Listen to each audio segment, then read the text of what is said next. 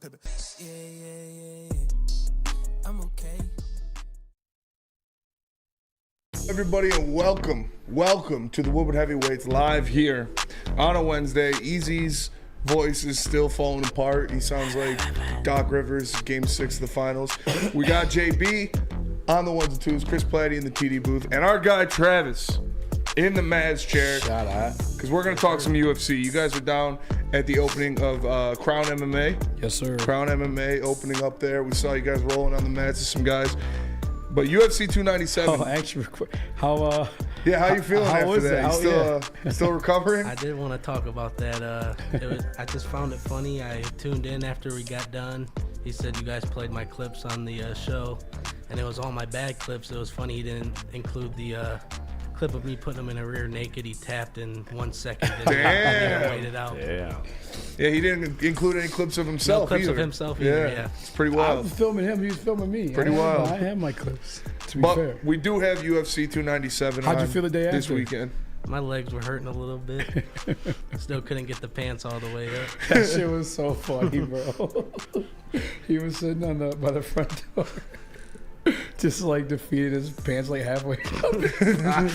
He's just like looking at like the abyss. Just fucking Staring into the depths. Yeah. They had to do a welfare check on me in the bathroom. I was laying on the ground in the bathroom just dead. Hey, Yeah. it happens, bro. We at my boy Mike's house, we had we called it the sink of exhaustion. My boy Sibo was in there, Ralphing a couple times in the sink of exhaustion after a couple workouts. All right, my bad. Talk UFC now. I apologize. But yeah, we do have UFC 297 coming on this weekend. Obviously, the Jan fight was canceled. The Dominic Reyes fight was canceled. But you still got a couple big ones on the main card. You got Sean Strickland defending his title for the first time. What are you most excited about these fights? Is it Sean Strickland versus Duplessis? Or Yeah, definitely. that's got to be the one, right? The build-up's been insane. Yeah. And Strickland's comments yesterday or the day before, he was talking about, don't say anything else or I'm going to bring a knife. Yeah. And he went and bought one. That's what they said. So That's funny. that's definitely the one I'm looking forward to the most. The dude's a nut job, man. It's a nut job. It is going to be his first title defense, obviously, since he won the belt from that fight with Eazy. Do you expect him to go out there with that same kind of game plan against Duplessis? Because Duplessis, he's hot, man. He's hot. He could definitely take it right away from him if Strickland doesn't try to go in there with some serious action. Yeah, I think just based off the build-up, you would expect Strickland to go in there and want to kill him. I mean, Yeah. I don't know, but you don't want to get into a firefight with Duplessis because he knocked out Whitaker. Yeah, He's he hot. did. I mean, this Yeah, dude he got did. power in his hands, so it'll be a fun one. Hopefully, it's a stand and bang fight. Yeah, I got Duplessis. Yeah. Just because Really? the KO power. One Sean's and done good. for Sean. Huh? One and done for Sean. Yeah, I mean, it was kind of crazy. He even became champ. Yeah. That Like, was. that fight was supposed to be Duplessis. Yeah. And then he had the nose surgery he Yeah. got done, which like that makes him even scarier, by the way, because like he was on that run in the UFC, knocking out. I mean, I think we didn't knock out Darren Till, but that was a close fight. Yeah, he choked him out. Yeah, and then but all that with just breathing through like one nostril. Yeah. And you obviously you had your city experience. Yeah. It's tough to breathe out there, and then, like to be like a savage like that, and you're not even like getting like full oxygen. Like And that was the big knock on Duplessis. It was always gas tank. It looks like he's running low, and he's always gassing out in the later rounds. But even the later rounds, that was some of his best rounds coming up, and especially in the Till fight, he choked him out in the last round. yeah. I think he's beating Sean, but I like realistically, and it's part maybe because I'm a fan. Obviously, I grab a Whitaker who doesn't like him. Yeah. But also, I feel like he's a bit chinny. He's been in so many wars. Yeah. The Yoel Romero fights. Yeah. The Adesanya fights. Every single title defense he had too leading up to that. Like I just feel like I think like Whitaker in his prime could have beat Duplessis. So I do too. Yeah. Bobby was, he's Bobby Knuckles. He ain't what he used to be. He's definitely a little chinny now. So, but it's still a good win to have under your Yeah, belt. definitely. I mean, he's a legend of the sport. So You got Strickland then, it sounds like? I think so. I do. I think Sean's going to come up there. I think he wants this. He wants to be, even how he acts, you know how he acts. He's Like an you don't asshole. care. He acts like an idiot, but he wants to be taken seriously. He wants to prove that it wasn't just the one and done with Eazy. I think I got Sean in this one. Yeah, I think I'm going to take Sean, too, to try and pick him apart a little bit instead of playing it super aggressive. I think he's the better boxer, technical-wise, so I think he's going to pick him apart. Duplessis was a kickboxer before this, right? Yeah. We'll see, boys. Hey, pizza bets? Or what? I'm not putting it. It's pretty close. I mean, I'm not going to bet on it at all, but Yeah. if you're telling me to pick one, I'll pick Sean. Did you see on the top of the page? Yes, I did. Officially announced for the BMF belt. That's gonna be hype. Max Holloway versus Justin Gaethje. I love that shit. Travis, what's your takeaway on that? I mean, Your first reaction? the first reaction is you hear those two names and you just have to get super excited if you're a hardcore fan. But at the end of the day, we've seen Max move up to the lightweight class and kind of get dominated by Dustin Poirier. Yeah. So that's what I'm kind of scared about, considering that Max is kind of still in his prime, being younger compared to everyone that you would say is out of their prime, obviously. And I kind of want to see him compete for the winner of Volkan Topuria. So I don't know if the move up's super smart for him, but it would definitely be a fun fight. I just don't know. I think it's what has to be, and I think Max has to stick with it and stick with the move up, because I don't think he's getting through Volk anytime soon, man. We saw, he's had a couple shots, and in the rematch, the first rematch, you could have given it to Max, like maybe, but that last. Like The last one Volk dominated him, that bro. That was, I've never seen Max get treated like that. Even against Poirier, like it wasn't that bad. No. Volk absolutely was mind-blowing. dog walked him. So Yeah. I think this is like Dana, like, all right, Max, like we love you, we want to get you into some great fights, but we can't keep feeding you to Volk. So, Well, I don't know, because, I mean, a lot of people are picking Topuria to win that featherweight fight. Yeah. Him and Volk. I think Volk would get a rematch though if they win. Like I don't That's think fair. you just let him go one and done after that. We'll see though. There's another guy on this card for 297 though. Neil Magny's fighting Mike Malai. He's an exciting fight. He's been in the league for a long time. What do you expect for that? Do you think? Shit, I want to talk about I just real quick on the Holloway Gaethje thing. I didn't get to talk on that. That's my favorite fighter ever, man. Max Holloway. He's just one of inside the octagon and outside the octagon. He's like one of the fucking coolest dudes. Yeah, we know. You met him in Hawaii. I met him in Hawaii. You Asked swept him the floor with him. No, You I guys didn't went sweep out the for a floor. candlelit dinner. No. We had sex on the beach. No, that shit is dope. Though. No, I'm terrified for my guy. Yeah. Terrified Yeah. for my guy. Like, Yeah. I love Max, but the power at 155 is just different. Oh, yeah. And Gaethje himself is just different. The power of Justin Gaethje is different. You bro. saw what he just did to Dustin Poirier, who like schooled Max. Like, all due respect to Max. Yeah. I don't know, bro. And Max has a good chin, but he's not even super powerful in Yeah, the weight below. He's a exactly. good boxer. He puts the pressure on you, but he's not knocking people out. He's gonna have to win a war of attrition. He's gonna have to win by points if he wants to win. Absolutely. He's gonna have to bob and move, because if you get in that Yeah. fucking pocket with Gaethje, it's gonna be a No. quick night Well, for you, dude. Even as like the bigger like featherweight, his reach is still like either like smaller or just the same as like all his opponents at the lesser weight class. Yeah. So I gotta look it up what his is versus Gaethje's, but I don't know, man. Like and again, Max, the same thing with Whitaker. Max been in some wars Yeah. eating some shots. Yeah. Especially the year Rodriguez fight. That shit was the kicks he ate, That bro, was- to the face. Yeah. Like, I think. I mean, I'm gonna knock on wood. I don't want it to happen, but like I think. It might be the execution. This might be a hit job. Yeah, bro. I feel like it Dana's might be, kind of using these BMF fights as hit jobs, bro. I'm not honestly, gonna lie, it really is. man. It might. Oh, fuck, bro. He It might be definitely the same used it way as a that, Nick Diaz hit job. Might be the same Or way Nate Tony Diaz. Ferguson was taken out. Just fucking. I don't heartbreaking, think dude. so, man, because No? Max is still Max. Like, he's been great. He hasn't lost to anyone but Volk. So obviously they think that he can compete with Gaethje, but the sports book and obviously us don't really. Yeah, what were the odds in the books? Minus 205. Fuck, I see? seen it on the way here because my buddy asked me last night what he thought I was gonna I wonder what it is by knockout. have the Gaethje by line. knockout. Gaethje, That's probably plus Probably money. some good odds for sure. Max yeah. hasn't been knocked out in forever Yeah. at all. I don't That's think gotta he- be I plus don't money, know I if he bet. ever has. I'll throw some money on that, honestly. Oh, actually, I think. Hold on. Oh no, it's 1 inch reach advantage for Gaethje in that one. That's UFC 300. Yep. Yeah, 297 kind of weak. I'm not gonna lie. 297 is. Oh, Well, I yeah. mean, all the big not gonna fight, the lie. two other big ones got canceled. Yeah, it's true. You know, We Yuri was supposed to be on it, right? Or Jan was supposed to be on it. Jan and Dominic Reyes both got canceled.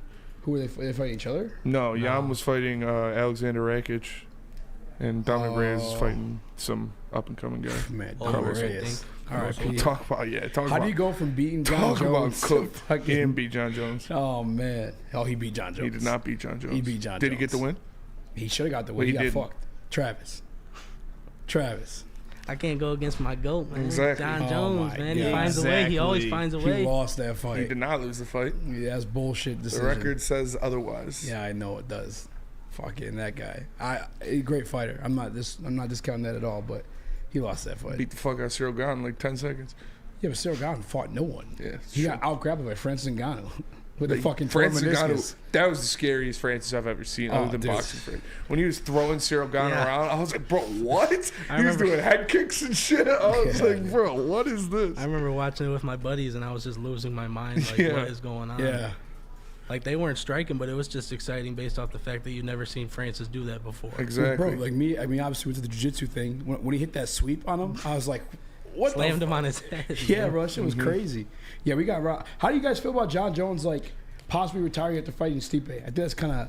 I mean, dude, would you want him to fight until he's 50? Like, how? I want him to see... He's not even old, though. He's old. Stipe is older than him. John's like 35. Well, 36, maybe. 35, probably. But 35 with... What, 15 years of fighting experience? 17 years of UFC he's 36. experience. 36. All right, so this is how I'm looking at it. So he wants to fight Stipe for like the legacy part of it, which I understand.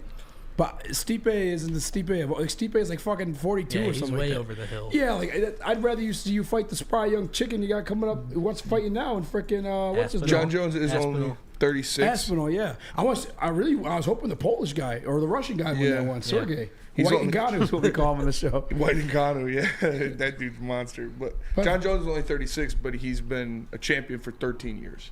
Brother, he's had like 5 years off between like suspensions. Not and 5 years. Oh, Relax. bro, I feel like it's been like 5. Bro. Relax. Bro, what do you mean? It's been like a year since the last time he fought the last time. Last time. Last time. John Jones' last fight. Let's look it up. Can't. All right, let's see. John Jones' last fight was March. So it's coming up on a year. Like, yeah, he's been champion, but like, how many years layoff you think he had between? He had a 3-year layoff between Reyes and Gane. Do you think? Yeah, he was bulking up for heavyweight. Yeah. Yeah, He took 3 a years. real long time doing that. Now here's another year between like this weight, then the suspensions. I mean, he is the. I'm not disrespecting him. I don't want to come off as that, but I just hate the build up. Like, oh, this fucking. I agree with you because You are disrespecting him for I sure. also want to see him fight I'm just being Aspinall real. or some of the younger guys that are coming up through heavyweight Right? rather than Stipe. I agree. No, I want him to knock Stipe out and then retire. That's what. Because I don't want to see him get knocked out. By one of Yeah, these Aspinall would motherfucking be a real problem for him. heavyweights. Yeah, Stipe. By the time I fight, Stipe is going to be fucking 42 years old. To put it in perspective, DC retired at 40, and you saw like the fall off for him. And, him and Stipe should have both retired.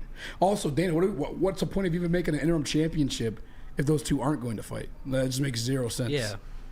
I don't know. Travis, before we let you go, man, any last words? I Not say it like really, you're about to man. die. Yeah, for real. Damn. Thank you guys for having me on. Shout of course, out bro. your socials. Tell them what you do at Woodward Sports. I do social media, Twitter, Instagram, Facebook, TikTok. My X is Travis Maddox 4, and the Instagram is Travis.Maddox, Mattox. Wow, so you dated a guy with the same name. Huh? Your ex is Travis Maddox? This was wild. Yes, sir. Dated a dude the same exact name as you. That's crazy. That's when he talks about Planet Fitness. Let me tell you about Planet Fitness. Planet Fitness is the home of the judgment-free zone where anyone, and we mean anyone, can feel comfortable and work on their fitness goals. At Planet Fitness, you experience a squeaky clean gym that has tons of equipment, a full body workout in 30 minutes, and all memberships include fitness training. You get all of that for just $10 a month, no commitment. No matter where you are, there's a Planet Fitness close by, more than 50 in Metro Detroit and thousands more throughout the world. Planet Fitness, where your fitness is essential. Feel alive during Feldman Chevrolet's biggest New Year's sales event ever. Get the best prices on our huge selection of award-winning Chevrolets. Like this 2024 Equinox for $188 per month. Or this 2024 Silverado for $268 per month. It's the New Year's sales event going on now at Feldman Chevrolet, Michigan's #1 Chevy dealer. Woodward Sports' own Tom Mazaway and Sam Stick Day will be hosting our Lions postgame show after every Lions game all season long. Tune in to the Woodward Sports YouTube channel for his hot off the press takes, game analysis, and Kool-Aid sipping celebrations. You won't want to miss it. Join Maz, Stick, and special guests each week immediately following every Lions game, exclusively on the WSN YouTube channel. Your home is your most important asset. Flexibility in the sales process is key. When you work with Mark White and Associates, you can cancel at any time, for any reason, without penalty. Speaking of flexibility, check this out. Who you work with matters. Hire the best broker in the game.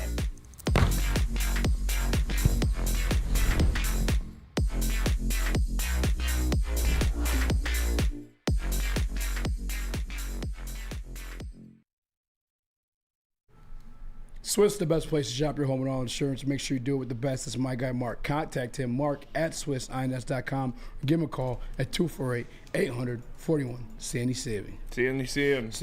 Goddamn 77. Buongiorno. Welcome back. Arrivederci. To World Heavyweights. I'm Eazy. Spin more action. Chris JB Smooth. Here. Travis is sitting here chilling around. If you got something to say, go ahead and say it. Well, my voice is gone. Yeah, So I was screaming. you were. A lot of people were screaming. A lot of people were screaming because you guys, everyone who's there, set the official record for Ford Field, the new decibel record at 133.6, as it's the highest all time. Yes. They actually broke it in pregame while they were cheering the intros, and they broke it again during the game at that 133.6. The reason why it got me excited, and actually I wrote a couple of things down like a nerd, but I just need to help myself, remember. Because by the way, this is the second time they broke it this year. Mm-hmm. They broke it once more when the ski mask in the Seattle game. Yeah, that's the first home game of the season. Yeah, that was like I forget. There was a caveat to that one. Yeah, there was. That wasn't the actual decibel level one. This one's the actual. What was the caveat to the first one? I forget what it was. It's like an indoor stadium decibel level one or something like that. Yeah. This one. So this one is actually, this is officially the third loudest NFL stadium. And I just want to correlate this with you guys real quick because we officially beat out the New Orleans Saints. New Orleans Saints had their crowd rocking with them. And when that happened, they cashed in a Super Bowl. Then they got outdone by the Seattle Seahawks. Mm-hmm. Broke the record once more. 12 man. 12 man. And then the Seattle Seahawks went on to cash in a Super Bowl. Yes. And then Arrowhead and the Kansas City Chiefs set the world record for the NFL's loudest stadium. And what did they do, Spinny? They won a Super Bowl. They went on to cash a Super Bowl. I believe these things correlate. I think obviously you see them use the timeouts. You remember the situation Monday Night Football against the Chicago Bears. The fans have an effect on these offensive players. Mm-hmm. And you guys that we have home advantage in this game, we need to be turned up. I said in our group chat today, defense and the crowd needs to be turned up because I want the same way we saw previously, the three teams I mentioned, I want this to correlate to a Super Bowl. And yes, you're hearing the realist. I'm not talking about I'm the realist. I'm talking about like a realist Lions fan talk about the Super Bowl. I'm using the two words Super Bowl because the path is there. Mm-hmm. The booted path, you shoveled off a little bit of snow. Dallas Cowboys lost. You got that shit out of there, and the path is there. Yeah. And all roads are through Detroit, like Dan Campbell told you so. This guy's a fucking prophet. Spoke about the first division coming. Spoke about the first playoff win coming. And then he said that all roads go through Detroit. It may end up that way. We need the 49ers to help us out there, and the Packers. But nonetheless, we have an opportunity to make it to the NFC Championship game at the very least. And I feel like these audience, the people in the crowd, you guys are part of it. The 133 decibels they hit last week were equivalent to a 747 jet engine. Yes. According to CDC.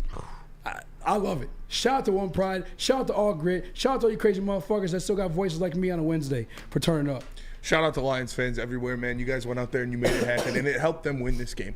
This helped them win this game. We saw the Rams have to burn timeouts because they didn't want to. Lions fans, because they didn't want to get the delay of game. They had to burn the timeout, and then at the end of the game, when they need timeouts, they don't have them. So go out there and bring that same energy. We have another home playoff game coming up against the Tampa Bay Buccaneers, the Fighting Baker Mayfields. Make sure you go out there, bring that same energy. Be even louder. Get even louder. Get even rowdier. I want to break that decibel level again. Yes. I want to be higher than 133.6. Get up to 134. We need to be louder. This is what we can do as fans to help our team win, and it does affect that. It does actually help them. Jared Goff said it himself. This was the best environment he's ever played in, and there's a reason for that, and that is you guys out there. So shouts out to you. Make sure you go out there and make it happen. And I'm hyping them up because Spinny got some shit to talk to you guys. I do a little bit. All right. Spinny, and you've been kind of confident in the game this week, but like you want them turned up because you feel like they should be confident. Talk that shit, man. They should be what confident. You have to say? You should be confident. You should be confident the Lions are going to win this game. You should be confident that the Lions are going to win this game by a touchdown. Because this already happened. We already saw this team. We went into Tampa. And let me see. Who did we not have? We did not have on that defense. Chauncey Gardner-Johnson. Didn't have him. We did not have on that defense. Brian Branch. Didn't have him. We did not have on that defense Josh Pascal. Didn't have him. And we held these fighting Baker Mayfields to 6 points. 6 points. So you should be confident. We didn't have Jahmyr Gibbs. Forgot that. Didn't have him out there. David Montgomery out of the game after the first quarter. Didn't get much out of him. And we still put up 20 in Tampa. So you should be confident. You've already beat this team. You've already beat this team undermanned, undergunned, and on the road. Now they're coming to your house. Now they're coming to the den. And you got sharp claws and sharp teeth. You got a team full of hungry lions ready to get after them. Healthy lions ready to get after them. Be confident. Be good fans. Cheer. Don't overlook them, but be confident. You are a better team for a reason. Go out there and cheer like you're going to win by a touchdown plus, because that's exactly what's going to happen. Go out there and cheer like this is about to be the first NFC Conference Championship that a lot of us Lions fans have ever seen in our entire fucking lives. Go out there and cheer like it's for the goddamn Super Bowl, because it is. It's a part of the path. Go out there and turn up. I talked about it. The ticket prices are kind of high. There might be some snooty people in there. You got to encourage those people to get loud too.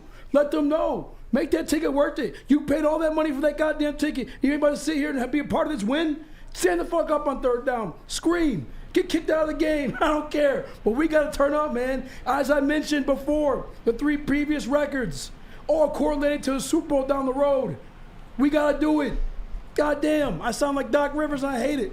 JB, save me. How you feel? We should be confident. Should we be up there turning up? What's up?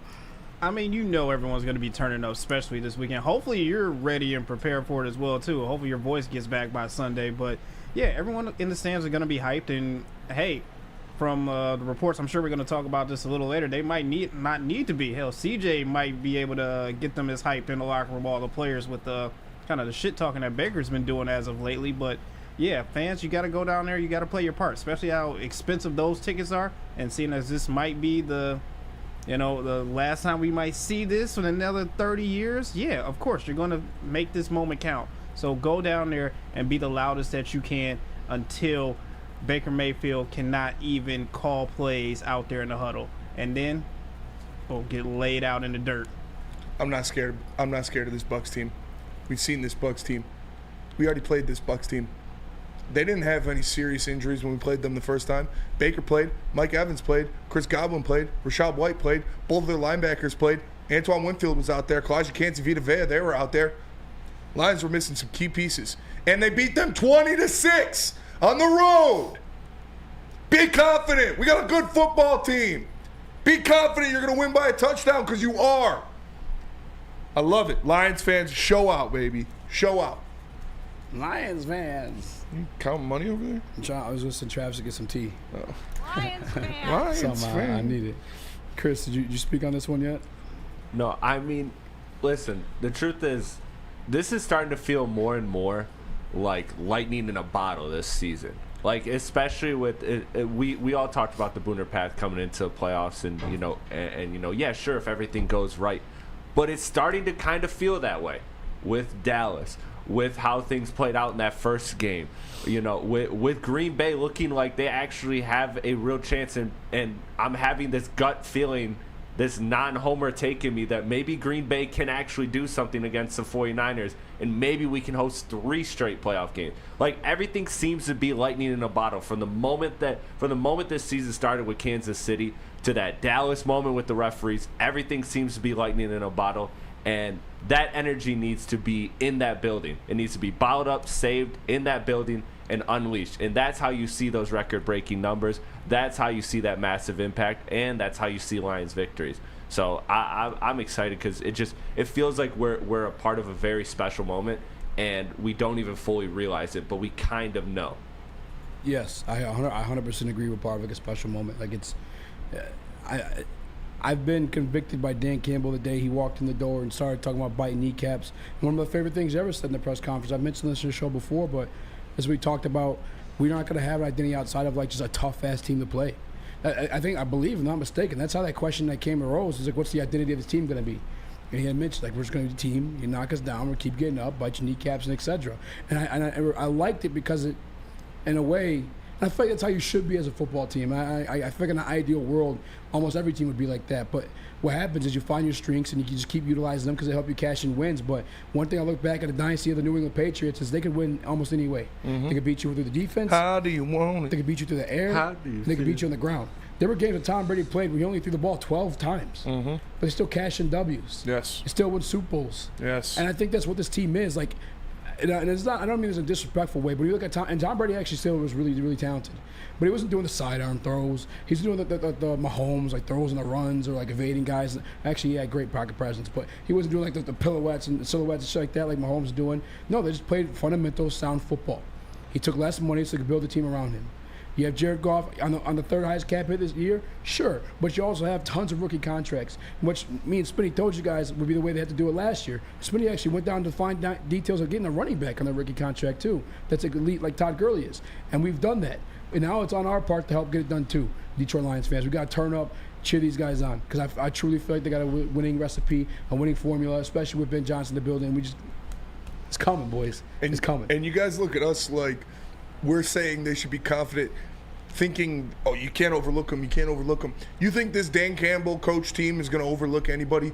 You think Dan Campbell is going to allow this team to overlook a team after what the Panthers did to them last year? That'll never happen again in the tenure of Dan Campbell. They will never overlook an opponent again. They went into Carolina and got embarrassed by the Panthers with a playoff spot on the line. That'll never happen again. They're not overlooking anybody. They know what it's like to be the underdog. They know what it's like to be counted out and go in there and punch somebody in the mouth. They did it to Arizona. They've done it to multiple teams. They know what it's like to be doubted and come out on top. Dan Campbell will not allow his players to overlook anybody ever again. You can take that to the bank. And now an example. We'll have JB demonstrate how you should be cheering on third down. I don't even know what I'm supposed to be doing right. Just scream. Cheer like Just it's scream, third and 5. Yeah. Baker Mayfield's got the ball. Oh, you about to make me lose my voice on this one. Let's go, JB. Ah! Fuck Baker! Fuck you, Baker! Now, Spinney's going to tell us about Lady Jane. Lady Jane's, you can come into Lady Jane's Haircuts for Men for an award-winning haircut experience. Register to win a trip of your dreams. An all-expenses paid suite for the 2024 NCAA tournament. That's right, no expenses spared for you and 5 of your best buds. Lady Jane's Haircuts for Men, open 7 days a week. Walk in anytime. It's wicked awesome.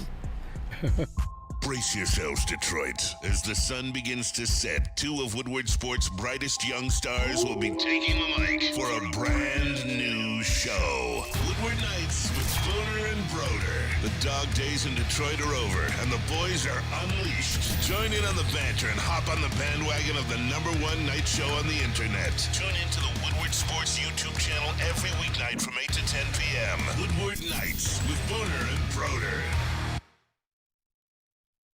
Now, coming to Woodward Sports, Woodward and Main Street, the Woodward Sports Network Detroit Lions show. Catch Gabrielle D. Phillips, Matt Broder, and Terry Foster for all the latest news on your Detroit Lions every week. Only on the Woodward Sports Network YouTube channel and woodwardsports.com. At Planet Fitness, you can get energy without the judgment. Hi, can you help me with this? You don't know how to use it? This is better. Join now through January 19th for just 24 cents down, $10 a month. Never intimidating, always free fitness training and equipment for every workout. Join today during the Big Fitness Energy Sale for 24 cents down, $10 a month, cancel anytime. Deal extended through January 19th. Over 50 Metro Detroit locations. Feldman Auto's Michigan's #1 Chevy dealer. You want to know why? They got over 18 locations across the state. Make sure you visit feldmanauto.com to find the one nearest you. Also, check out Feldman Chevrolet and Novi for Woodward Sports Live every other Monday. What up, though, everybody, and welcome back to the Woodward Heavyweights live on woodwardsports.com. Make sure you smash that like button, tell your friends, share the stream. We appreciate all of that. For Doc Rivers to my left, for JB on the ones and twos, Chris Platte in the TD booth. I am Rajon Rondo, and we are the Woodward Heavyweights. We just got done talking about Lions fans, what we expect out of them going into the second straight home playoff game hosted by the Detroit Lions. Now let's talk about Dan Campbell, head coach. He had some pressers today. He had a lot of comments. And I'm sick of seeing this shit. I'm not going to lie. Bro, I don't know why it's on my feed, bro. These fucking Vikings fans and Rams fans being little candy-ass babies about these hits. Oh, the Lions are dirty. Kirby Joseph's a dirty player. He makes legal tackles in regulation in between the lines. How dare he do that? Rams fans, I understand you guys are new to football. You know, you just started watching a couple years ago. You don't really understand how the game works. Like, you got to tackle the player with the ball. And when a player catches the ball, you have to tackle them before they can start running with the ball to get in the end zone, which is for what we football fans call a touchdown. What? Yeah, I know. It's a crazy concept that Rams fans don't seem to understand. There's like, why didn't he just let Tyler Higbee catch the ball and run right by him? Why would he ever tackle him?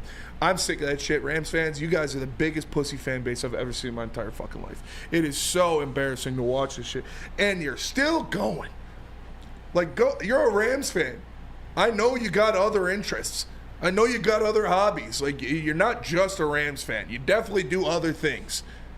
Because you're not at all the games. I see that throughout the year. So, like, focus on the Lakers. Focus on the Dodgers. You know, spring training's coming pretty soon.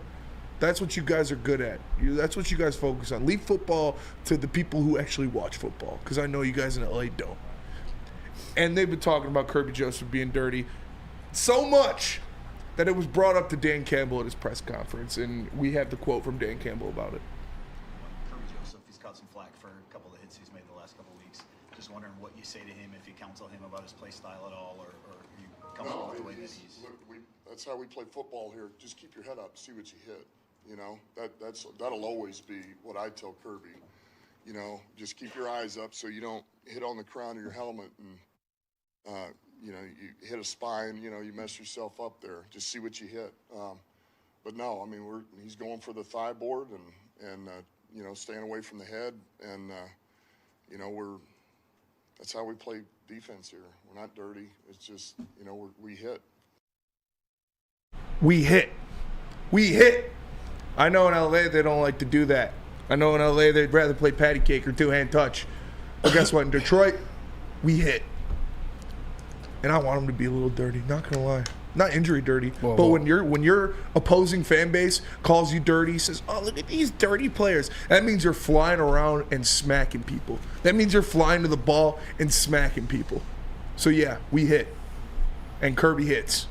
Helicopter, helicopter. Eazy, how do you feel about this? Nice. We talked about this a little bit on Sunday during the post-game show that lasted at 4 in the morning because the boys were lit, turned up. Yeah, we were. But it's funny how teams, more so championship teams, or maybe just memorable teams, they kind of take on identities of their city. And LA is the glitz and glamour. You have the Showtime Lakers, you have all the alley-oops of Magic Johnson, and now you got LeBron there, and it's all, you know, again, it's the glitz and glamour. It's LA. And Detroit, it's grit. It's toughness. It's getting down dirty and doing the dirty work. It's landing hits like Kirby Joseph is doing.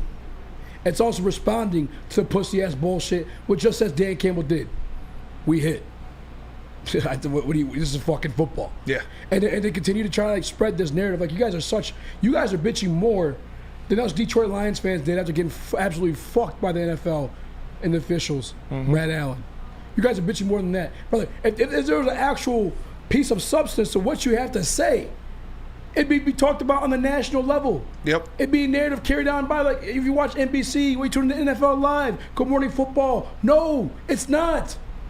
It's not sticking. It's not a thing. It's not existent. Dan Campbell even clowned you talking about, no, actually, when I talk to Kirby about tackling, I tell him to keep himself safe. Yeah. That's why it's fucking football. He made a tackle. I'm going to lose my voice for a whole nother week about you fucking bitches, man. What are we doing right now? This isn't a thing. If you sit there and bitch about these little tiny, I don't give a fuck. And like Spinny said too, if we identify as being a tough team, I'm gonna cash that in all day. Especially because that's how we identify as a city. And when we hang on to that as these teams and these fan bases, whether it be the bad boys or the grind line, they always seem to go on to work Pistons. We cash in rings too. Yeah. We cash in rings too. So I'm gonna let that be the identity. You want to think we're bad? Bad boys. I know you guys remember the Pistons were doing that too. Hey, that'd be our identity. You guys remember, hey, the Detroit Lions team was not one to fuck with. They were taking out ACLs. Not dirty, but within the game. The bad boys were kind of dirty. Well, the bad boys were dirty. But I'm just saying, I'm not saying we'll be dirty. I'm saying we'll be a tough team. The bad boys are tough. Bad boy for life. But hey, it is what it is. It is what it is. They already think we're the villains. The Lakers hate the bad boys. The LA's hated Detroit for a while. The LA's. Bring it on. La. Bring it on. I know you motherfuckers are used to watching David Beckham run around in his Galaxy jersey. I know you're used to watching Galaxy games. Here we go, Galaxy. Here we go. This is football. I know you guys don't sell out that stadium, so not many of you watch it. Football's dangerous. Football's aggressive. Football's angry. So get used to it. And next time you come to Detroit, pack an extra tamp. Pack extra what? Pack an extra tamp. Tampa Bay is coming to town. Tampa Bay is coming to town. Hey, if we all identify as a rough team, I think it is that. I think teams have known that since last year. Teams talking about, the Lions, man, you remember we gonna play them.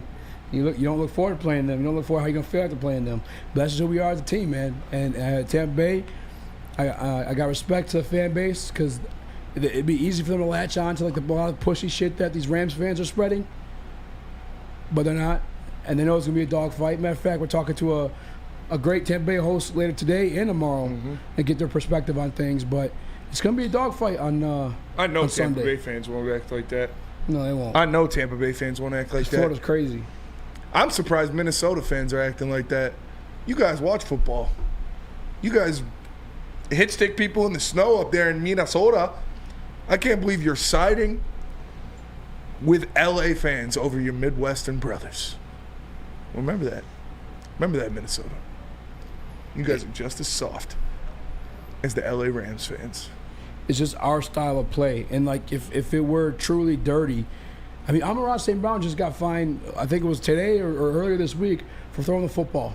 The NFL's monitoring the Detroit Lions. Amon-Ra St. Brown's been fined multiple times throughout this year. One for a pussy helmet-to-helmet hit that didn't even look like a helmet hit. That was whack. Fined him for nearly his entire game check. This past one was $6,000. The NFL's monitoring these games. Kirby Joseph is yet to walk away with the fine for hitting someone. Yeah, He's playing the game within the confines of the game. And I don't know if you had the tweet from Alex Anzalone or not, Chris, but Kirby and Alex Anzalone had a back and forth on the Twitter. Yes, they did. Or X, however you want to say it. Don't trip if you're not, Chris, but Alex Anzalone said this is how the league offense wants us to tackle. This is how the league office asks us to tackle. Not go high, put your shoulder at the thigh. That's exactly what Kirby did. He put his shoulder on his thigh. So, and then I saw worry about the league, not us. Damn, this T does work. But then I saw someone post something of like a Rams player making a tackle on a Deebo Samuel, and I hit him up top. Yeah, Deebo Samuel and Tyler Higbee play different positions. Two different players. Tyler Higbee plays off the offensive line because he's a tight end. He's a big boy. Yeah. You hit them low. That's well documented. Whether you're fired or not, like the bigger they are, the harder they fall. What about the pictures of them going after Laporta's knees on the sideline? Yeah. Same exact fucking tackle. You don't see us bitching about it. It's football. It happens. JB, how you gonna cheer when they knock out? Who's there? Ogden? Relax. Hey, how you gonna cheer when Kirby Joseph makes that third down tackle? Kill him! No. no, but come on. This is football. What are we doing here? These men go out here and play real sports. They're not trying to be the best at exercising. Yes. So chill out with all this. I hate the backlash that Kirby's getting online from all this. Like, he's, as you said, Spencer, going out there tackling the way the league has advised all these players to tackle. I don't know why there needs to be anyone coming after him. He means no ill will or ill intent to go out there and harm anybody. I know anybody on that team doesn't mean to do that, but hey, when a game gets intense, and if you step the wrong way and the defender comes at you, hey, you're liable to get injured somehow, some way. This is a tough sport that they play, a dangerous sport that they play, and hey, you just got to live with it, you know? Yeah. It's going to happen. It's going to happen. There is a lot of things that happen in this world. You know, there are a lot of absolutes in this world. There's death, there's taxes, and there's injuries in football. Like, yeah, it's an aggressive sport. It's an angry sport. It's a car accident sport. Shit's going to happen, man. So, I don't know. Maybe you're not cut like that. I don't even remember his name. Jacob something, I think. Who? Or Justin, the guy, the Rams Fuck guy. the guy. I don't. He's a maybe you're not. Maybe you're not cut out for this, bud. Maybe your skin's a little thin. Maybe your stomach's a little weak for football. Tap into table tennis. Go watch some table tennis. Go watch some baseball. Dodgers have the wagon this year. Fat asses. Go focus on the Dodgers. They got a good team. No way. Because I don't think you're cut for football, man. I just don't think it. I don't think it's what it is. And just get off our meat and get the best meat. That's Fairway Pack Company. For over 60 years, providing Michigan's finest hotels, restaurants, and casinos with the finest prime Wagyu beef, dry-aged beef, and more. Order it online today at fairwaypacking.com or stop for grab-and-go steaks at Grosse Pointe. It's fairwaypacking.com. Come hang with the Woodward Sports Crew all throughout football season on Saturdays and Sundays. Join our college football and Detroit Lions live watch parties. Inside the 5, caught, end zone, touchdown, Detroit Lions! With money on the line, featuring different special guests and surprises. Start times will vary depending on the game. Only on our Woodward Sports YouTube channel.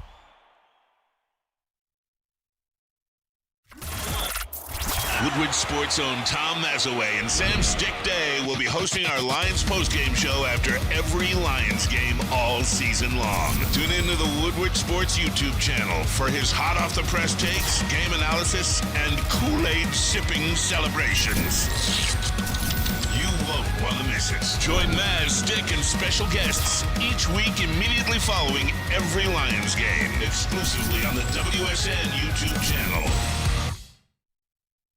How would you like to win not one, but 2 vehicles of your choice? One for you and one for your wife, your girlfriend, or your best bud. Get to Lady Jane's today for an award-winning haircut and automatically enter for your chance to win. Courtesy of Les Stanford Buick GMC of Ferndale. Lady Jane's, open 7 days a week, walk in anytime. It's wicked awesome. R.I.P. to the same old Lions. Big thanks to Sheila, Brad, and Dad for putting them to rest. And guess what else has found its grave? Same old rock, paper, scissors. Dad. Jack Labrador has revolutionized that tired game with 2 new symbols and franchise-changing 3-point play. Discover the action at jacklabrador.gg now and find out why once you go Jack, you never go back. What up, though, everybody? Dan Campbell is my father. Eazy, JB, Chris, and I am Spencer. We are the Woodward Heavyweights. Make sure you guys smash that like button, share the stream. It does more than you know, and we really appreciate you it. guys. Yeah. We just got done with these soft-ass Ram fans, and guess what? I wipe my hands with you, because guess what? To the next one. Your last week's news, Rams, you don't fucking matter anymore. It's on to Tampa Bay. Dan Campbell talks about Tampa Bay and the Bucs matchup, and we got the video for you. But they're playing with a lot of confidence. We talked about the offense being matched up against that defense, though. How do you envision that looking, man? I know they're a pretty tough defense. Yeah, I know that there's some things that we need to do because we do them well, and we can't go away from that. But at the same token, we got to be smart about how we attack them. You know, it's some of this, the sledgehammer against a steel door can only last for so long. You know, we got to be smart about it. I just bring up Vita Vea, and then, just them creating the edges here with their overhangs. They got length, size, explosiveness. Cansey's explosive up the middle. And then obviously, Levante can run. 45 can run. 52 can run and come downhill. Winfield's hell of a player. So they just... their personnel and the way that they do things, their corners are really good, long, athletic. When you're able to pressure the way they pressure, you're able to keep everything boxed in with your overhangs, and you got size in the middle and speed. It's tough. It's going to be tough. So I think for us, it's, we have to find a way to stay efficient. We certainly can't have TFLs, We know we can't drop back 50 times in this game either. So You know, and look, our defense is going to need to play well, and they can, and they should. It's going to be a slugfest, man. This one's going to be a slugfest. You know, the Rams do have a good defense. The Bucs do have a good defense. They got a great front seven, and like Dan Campbell said, man, the sledgehammer against that steel door, you can only do that for so long. So you're going to have to when he said sledgehammer against steel door, I literally just pictured like running the ball at Vita Vea. You're not going to be able to do that too much. So I trust Ben Johnson to get creative. He put 20 points up on this team before without some of his extremely important pieces on the offense. So I expect him to be able to do it again.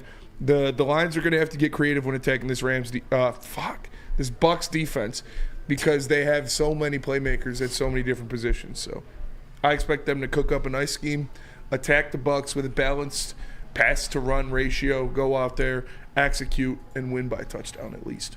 Yeah, and I mentioned it earlier before, but I go back to the statement I made in our group chat today, and I feel like Dan Campbell is very much in line with that. Our defense is going to have to turn up for this one. Mm-hmm. The defense, and I include the crowd too, but the defensive crowd got to be turned up for this one, because Baker, when we saw them early in the year, that's Baker's first year as a Tampa Bay Buccaneer. We witnessed it here ourselves between the Jamison Williams and Jared Goff combination, how that took a little bit of time. Well, I feel like Baker Mayfield has officially, I guess, gotten kind of in sync with like his passing options. And in the victory over the Philadelphia Eagles just this past week, he connected with 9 receivers in that victory. And I just think it's up to our defense. And I think our defense will, by the way, too. And real quick, actually, I do want to get a comment from our guy, 40 Gumble. It makes us in there because he did super chat it. Let me find it. I apologize. He says, Philly was prepared for a team that's blitzed 75% of the time. Gibbs and St. Brown are going to eat off those quick hits. Mm-hmm. I agree. That's part of my situation I was talking about last week with the Rams, is that if they're going to blitz us, bring out those extra guys to pressure Jared Goff. Just make sure that the guy like Jahmyr Gibbs out there in the flats, or whether it's a screen, whatever, so he can take the ball and do what he does. I think we have the same situation with Jamison Williams. Yes. I don't think he has to be a deep route every time. I think he can run like a quick slant and get him the ball in those situations as well too, because we like to eat in the middle field, if we're being honest about it. All our receivers do. I think we'll be able to handle. I hope we're able to handle the blitz along with our offensive line, but just those type of players get utilized in those situations. But in terms of like our defense, we're going to have to limit them scoring, because I don't know how often we're going to be scoring this Sunday. And yeah, it's like what we talked about with Joey Harrington yesterday. If you guys didn't catch that, make sure you go back and watch it. It was a great interview. Shout out to Joey for giving his time for us. But he talked about how he likes when players blitz, because that's how you make big plays. That's how you get big plays, is when people blitz.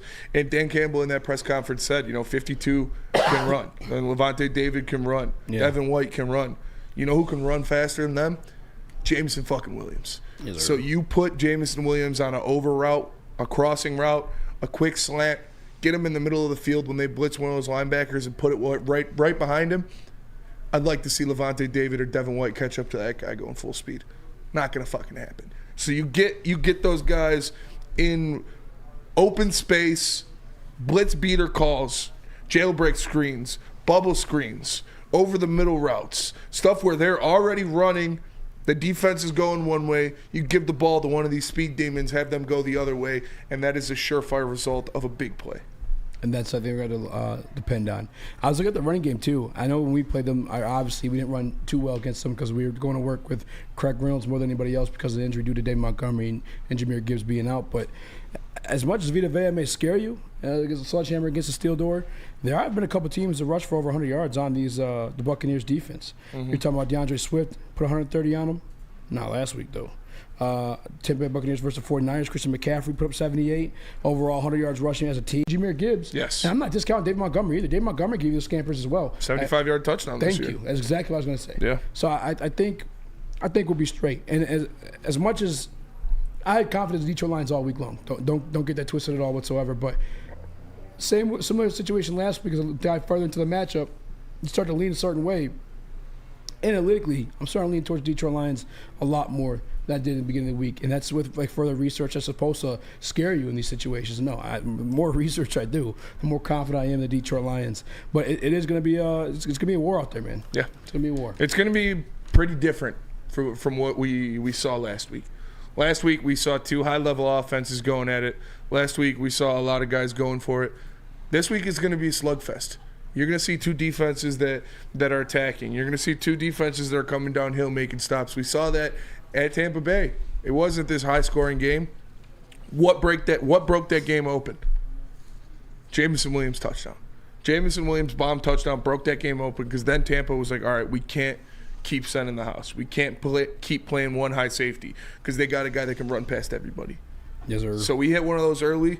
You use Jameson Williams to put the fear of God in that defense again, and you're going to have a pretty comfortable day. And I think another thing, too, and maybe I'll wait. I'll save this for a topic because we actually need a little extra here in the back unless the Platte path is ready. You know, Booner's got his Booner path.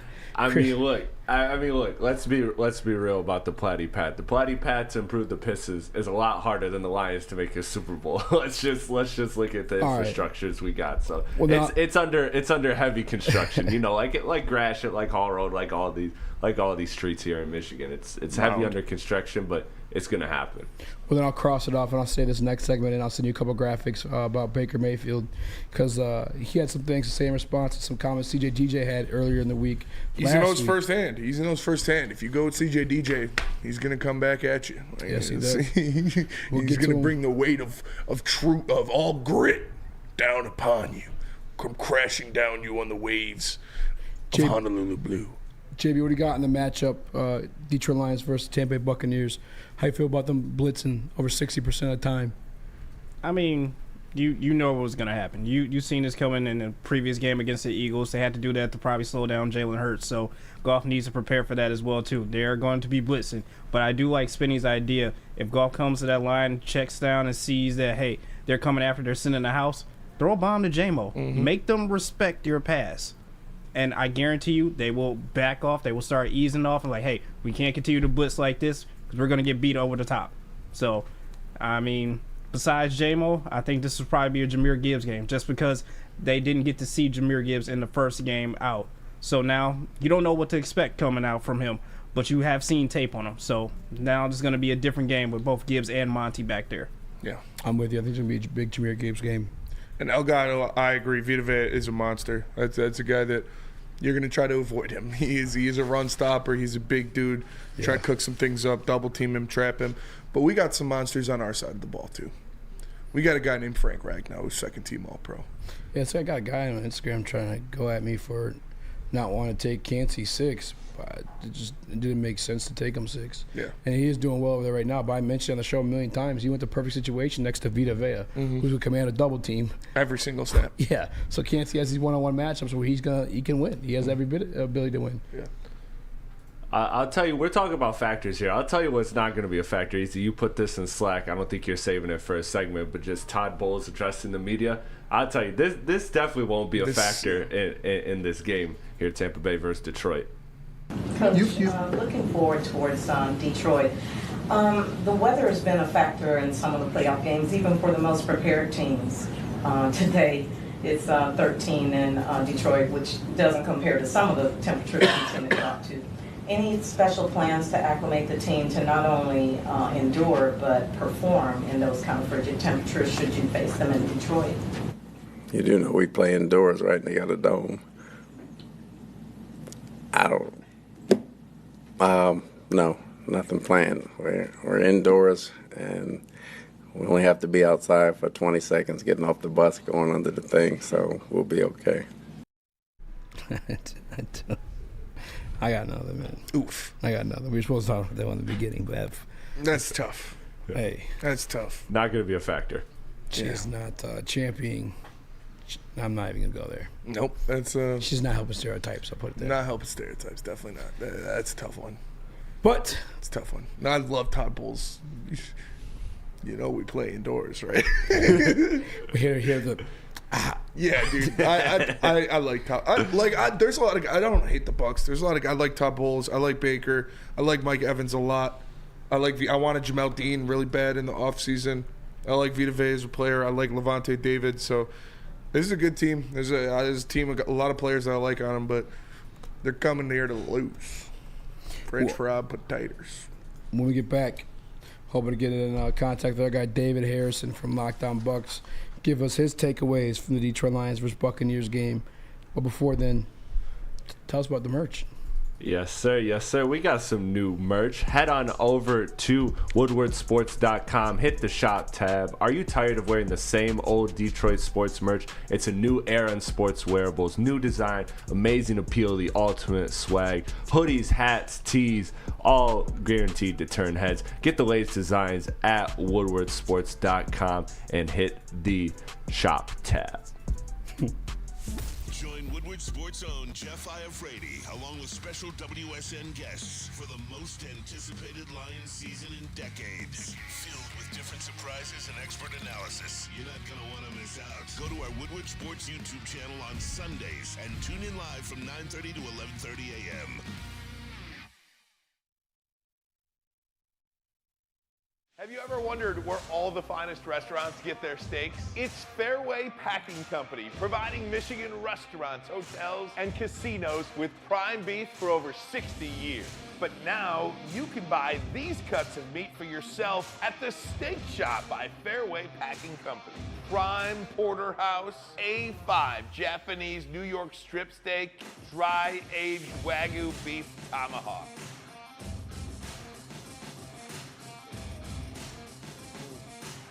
Delicious. Get to the Steak Shop today. Enjoy fine wine, have a private party, and get the finest cuts of meat anywhere. The Steak Shop on Mack Avenue in Grosse Pointe Woods, or order online, fairwaypacking.com. At work and at home, we're there with smarter security solutions. Featuring complete automation with customized alerts and more. For over 90 years, we've been the company that's been counted on to protect what matters most, all with personalized service and care. Right now, for a limited time, receive a free video device plus free installation with a new home system. Guardian Alarm. We protect Michigan. BullseyeEventGroup.com is where you guys need to go to purchase your tickets to party with the Heavies and the rest of the Woodward Sports crew as we prep for the Detroit Lions to take down Tampa Bay Buccaneers this Sunday. It's BullseyeEventGroup.com. All you can eat, all you can drink, and a free ride to the game then afterward. Sponsored by Long Drink. Hey, and if one of you fans, one of you listeners, comes down to the Bullseye Event Group tailgate and drives me back to the studio, I'll get you in there for free. And you can sit in on the watch party with the boys. So if you want to come to the Bullseye Event Group tailgate and the Woodward Sports watch party, all I need is a ride. Hey, me too. Yeah, all that, you got to just drive the Heavies from the Bullseye Event Group. You got free parking down there. We'll get you into the event for free. Free drinks, free food. Just drive us back here, Birmingham, for game time. And you can chill with us in the studio and watch the game. Small price to pay. Okay. Small price to pay. But Cheeks. What up, though, everybody? Appreciate you for joining us. Make sure you that is not part of the deal. I forget who it was, but in VDE, they were like, my headphones died, so I'm the guy walking around listening to YouTube loud as hell, and I was like, penis! D-Mac was like, balls! That was me at Meyer the other day. Make sure you smash that like button. We appreciate that. It means more than you would know. For Eazy, for JB, for Chris, I'm Spencer. We are the Woodward Heavyweights.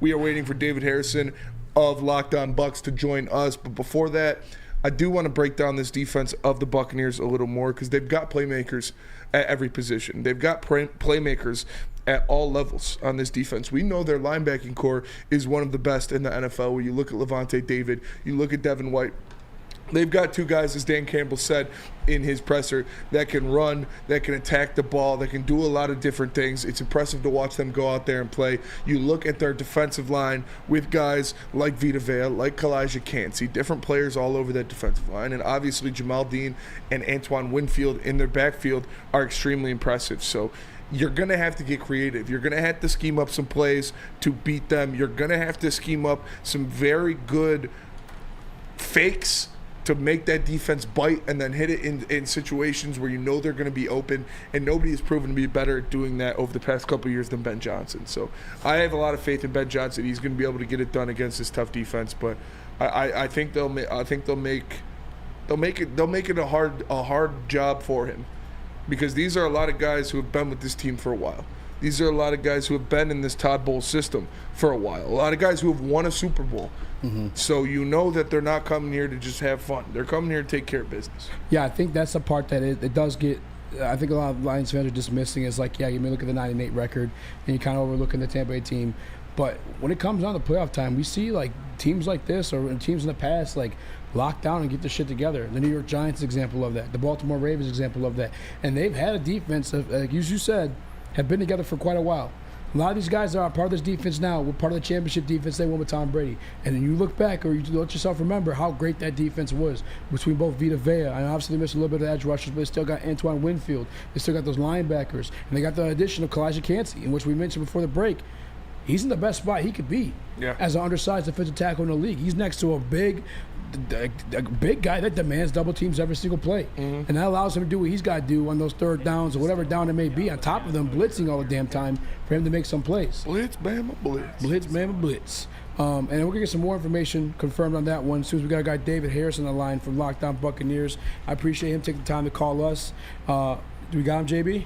Here we go. Here's David Harrison from Lockdown Buccaneers. What up, Dave? Hey, what's up, man? How you doing? Good, man. I appreciate you taking the time to join us. Yeah, of course. I appreciate the invite. And first of all, we appreciate you joining the show, and I want to get right into it. We saw the game plan that Todd Bowles had that defense going out against Philly. They blitzed, sent pressure against Jalen Hurts, and every single one of his drop back, they were just throwing guys at him. Do you expect them to do the same thing against Detroit? Because we saw in the first matchup, they liked to send pressure, but then when Jared Goff hit Jameson Williams deep down the field on that touchdown, they kind of backed off a little bit. Do you expect them to have that same aggression that they did against Philadelphia? Yeah, I mean, Todd Bowles has always kind of been the type of coach that likes to be aggressive on the defensive side of things. I think one of the most memorable quotes that I've had with him since he's been in Tampa, and this was back when he was the defensive coordinator, but he was just kind of describing how he likes to coordinate defenses, and he says he likes to do it like it's an offense. Like his goal is to make the offense do things that he wants them to do versus reacting to what the offense is trying to do and then just simply stopping it. And that's pretty much the intensity that he's going to bring in every single game. And there's something about the playoffs that Todd Bowles just tends to get a little bit more creative, dials up just a little bit more. And I think that the interesting thing we've seen with the Buccaneers defense is some of the growth that they've had over the season and through some of the struggles that they've had, and the growth of guys like Kalijah Kancey, the rookie defensive lineman, and Christian Eazy, and the rookie defensive back, but also Zion McCollum, who's now had a few years in the NFL, is really kind of just starting to come into his own and made a few critical plays against the Philadelphia Eagles last week alone. Yes, speaking of the rookie Kalijah Kancey, I guess I just want to ask because that's a hot candidate for Detroit Lions fans they want here is a defensive tackle, Kalijah Kancey. What has been your makeup from him on this past season? He had 4 sacks this season, just like 12 games, if I'm not mistaken. Yeah, he's been great, man. I mean, it's honestly he's actually been better than you can hope for him to be. Being a mid to late round, first round pick. You obviously your top of round first round picks, you expect them to kind of be impact players right away. But the deeper you get into the first round, you're typically talking about teams that have at least a little bit of talent. And I know the Buccaneers are part of the worst division in football and all that stuff, but they are still a division winner. 3 years running, so there's obviously a little bit of talent, at least on that roster, and the coaching staff to have a little bit of control of what they're doing. So to see Kalijah Kancey be able to have the impact that he's had, and then when you couple that with the fact that he missed a significant portion of training camp due to injury, he missed a significant portion of the early season due to injury. You talk about rookies missing that much developmental time. Usually that's a season killer. Usually you're chalking it up to year 2. Let's see what we can do. But the fact that he's still been able to become an impact player in year 1 just really speaks to his ability and his mentality. I mean, he's ready to go. He's not. He was just telling us in the locker room this week that he's not ready to go home. He's not ready for a vacation yet. He wants to do more work, and that's exactly the kind of attitude they needed on this defense.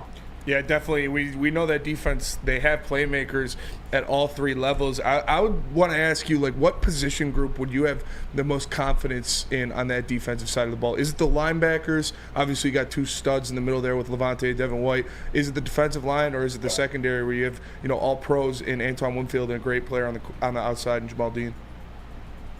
I'm gonna kind of cheat here. I'm just gonna go front 7, and I know that the defensive line linebackers kind of combined, but the way that Todd Bowles uses them.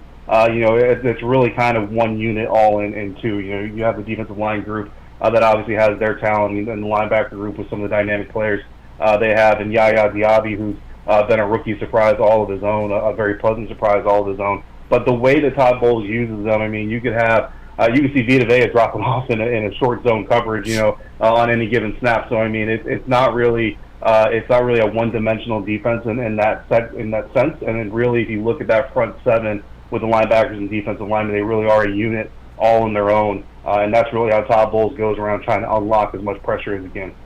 What is the feel for the game this weekend over there in Tampa, both by the fan base and I guess coaching staff? Like, is it like they're happy to be here because you guys win the division, just one game over 500 is the weaker division, or is there actual confidence heading in this matchup out of the fan base and I guess the players? I mean, internally there's confidence. Internally those guys have always known that they were capable of playing good football, better football than they were when they had their run of losses. Definitely, it's just a matter of getting everything in line and getting it clicked together. And I mean, if they're being honest, there was a stretch there where they just kind of thought it was going to maybe be easier than it really was. Not that they got to the arrogant standpoint, but I think the start they had to the season, I think maybe people were feeling their clippings a little bit. And if you go back to last year, even, and not a lot of Lions fans aren't paying attention to the Buccaneers last year, but there were times where Todd Bowles was making comments about guys kind of living off the Super Bowl a little bit too much and still living off the Super Bowl.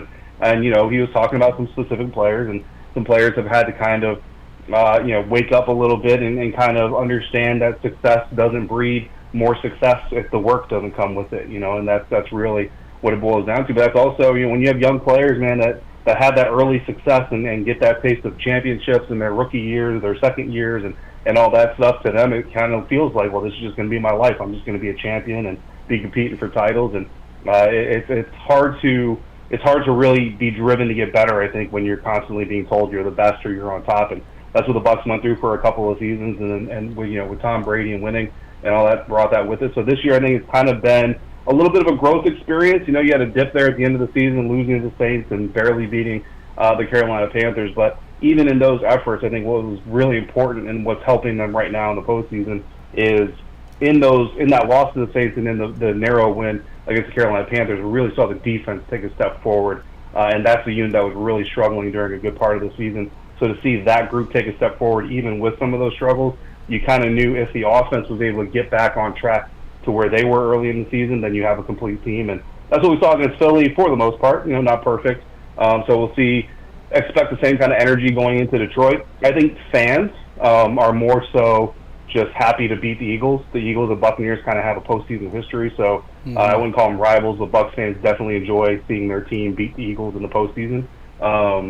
But I don't think Buccaneers fans are necessarily just over the moon confident that they're going to be able to go into Detroit and win another game. But the Buccaneers themselves certainly have confidence that they can go in there and compete.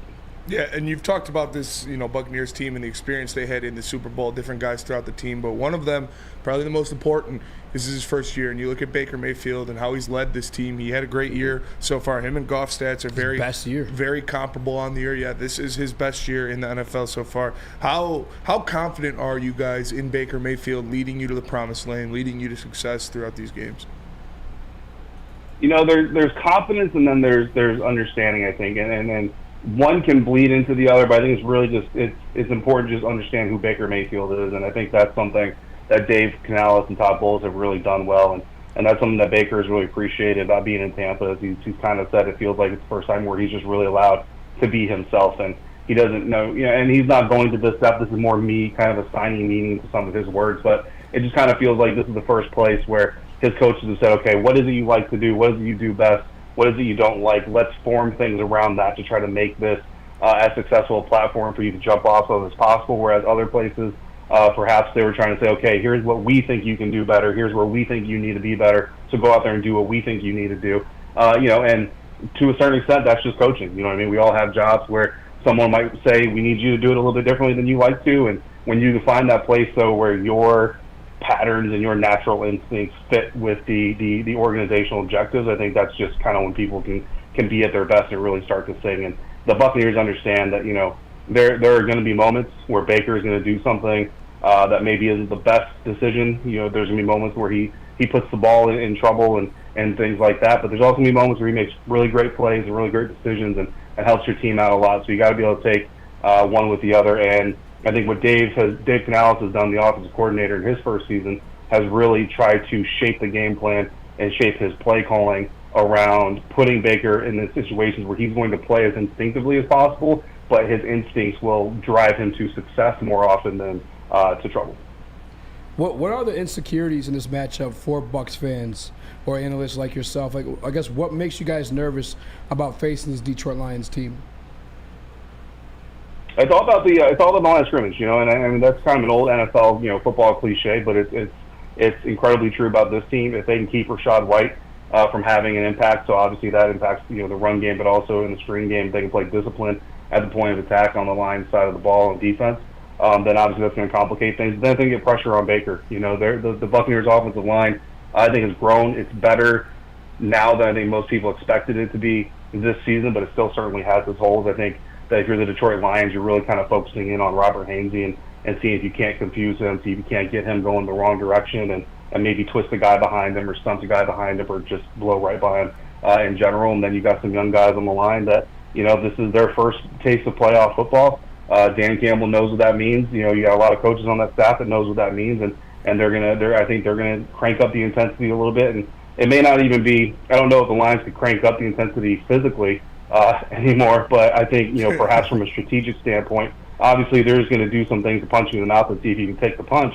But I wouldn't be surprised to see the Lions maybe do a little bit more on the intellectual side of football and try to confuse some of these young offensive linemen and really get under Baker because.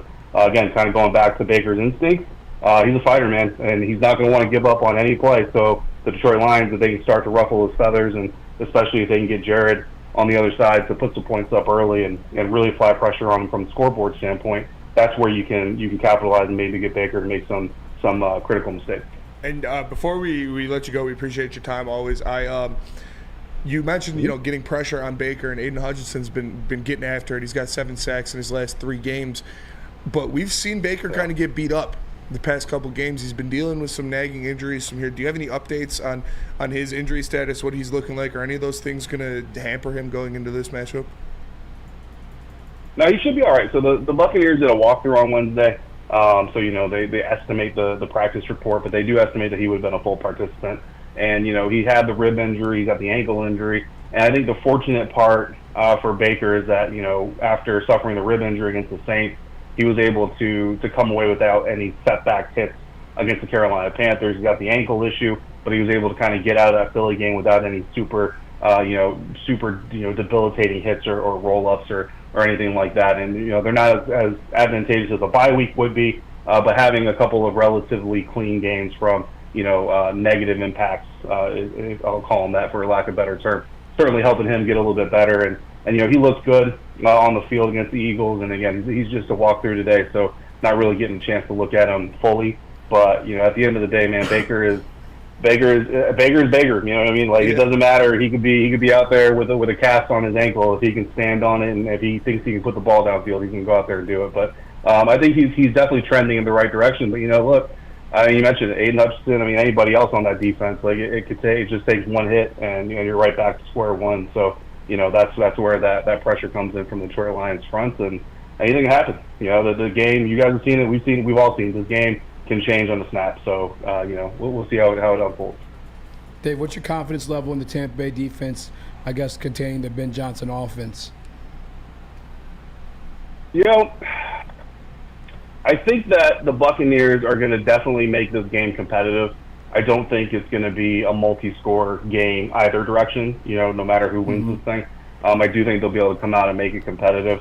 I do think the Detroit Lions are going to get the win.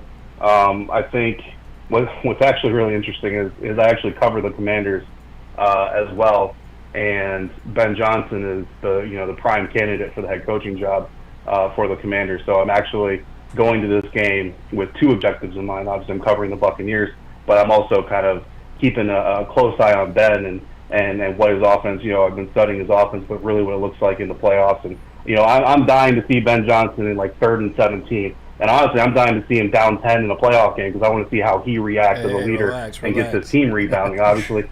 Yeah, obviously that's not good for Lions fans, right? But like it's a really interesting dynamic just because I'm kind of there doing two jobs at once, but it makes it a lot of fun for me. I think that for the Buccaneers defense, the key is going to be staying aggressive because that's their trademark, that's what they want to do, but also limiting the explosives, and that makes it really hard because the more aggressive you are, you're typically single high, sometimes you cover zero, and that opens the door for things. And Carlton Davis is a guy who's been known for being a little bit overly aggressive at times, and if the officials are feeling warm and cozy with their penalty flags, that could be a damaging opportunity for the Lions offense to take advantage. If Jamel Dean is having a bad day, if Zion McCollum is having a young cornerback day, then there's certainly be opportunities, and I expect Ben, early on to spread the ball around, poke and prod, and call it scouting in the military, and then once you find the weakness, hammer it. You know what I mean? Just hammer it and kill them with it, and we'll see if the Buccaneers can hide those weaknesses, but if Ben Johnson can find it, I'm confident that Jared Goff, that dude is playing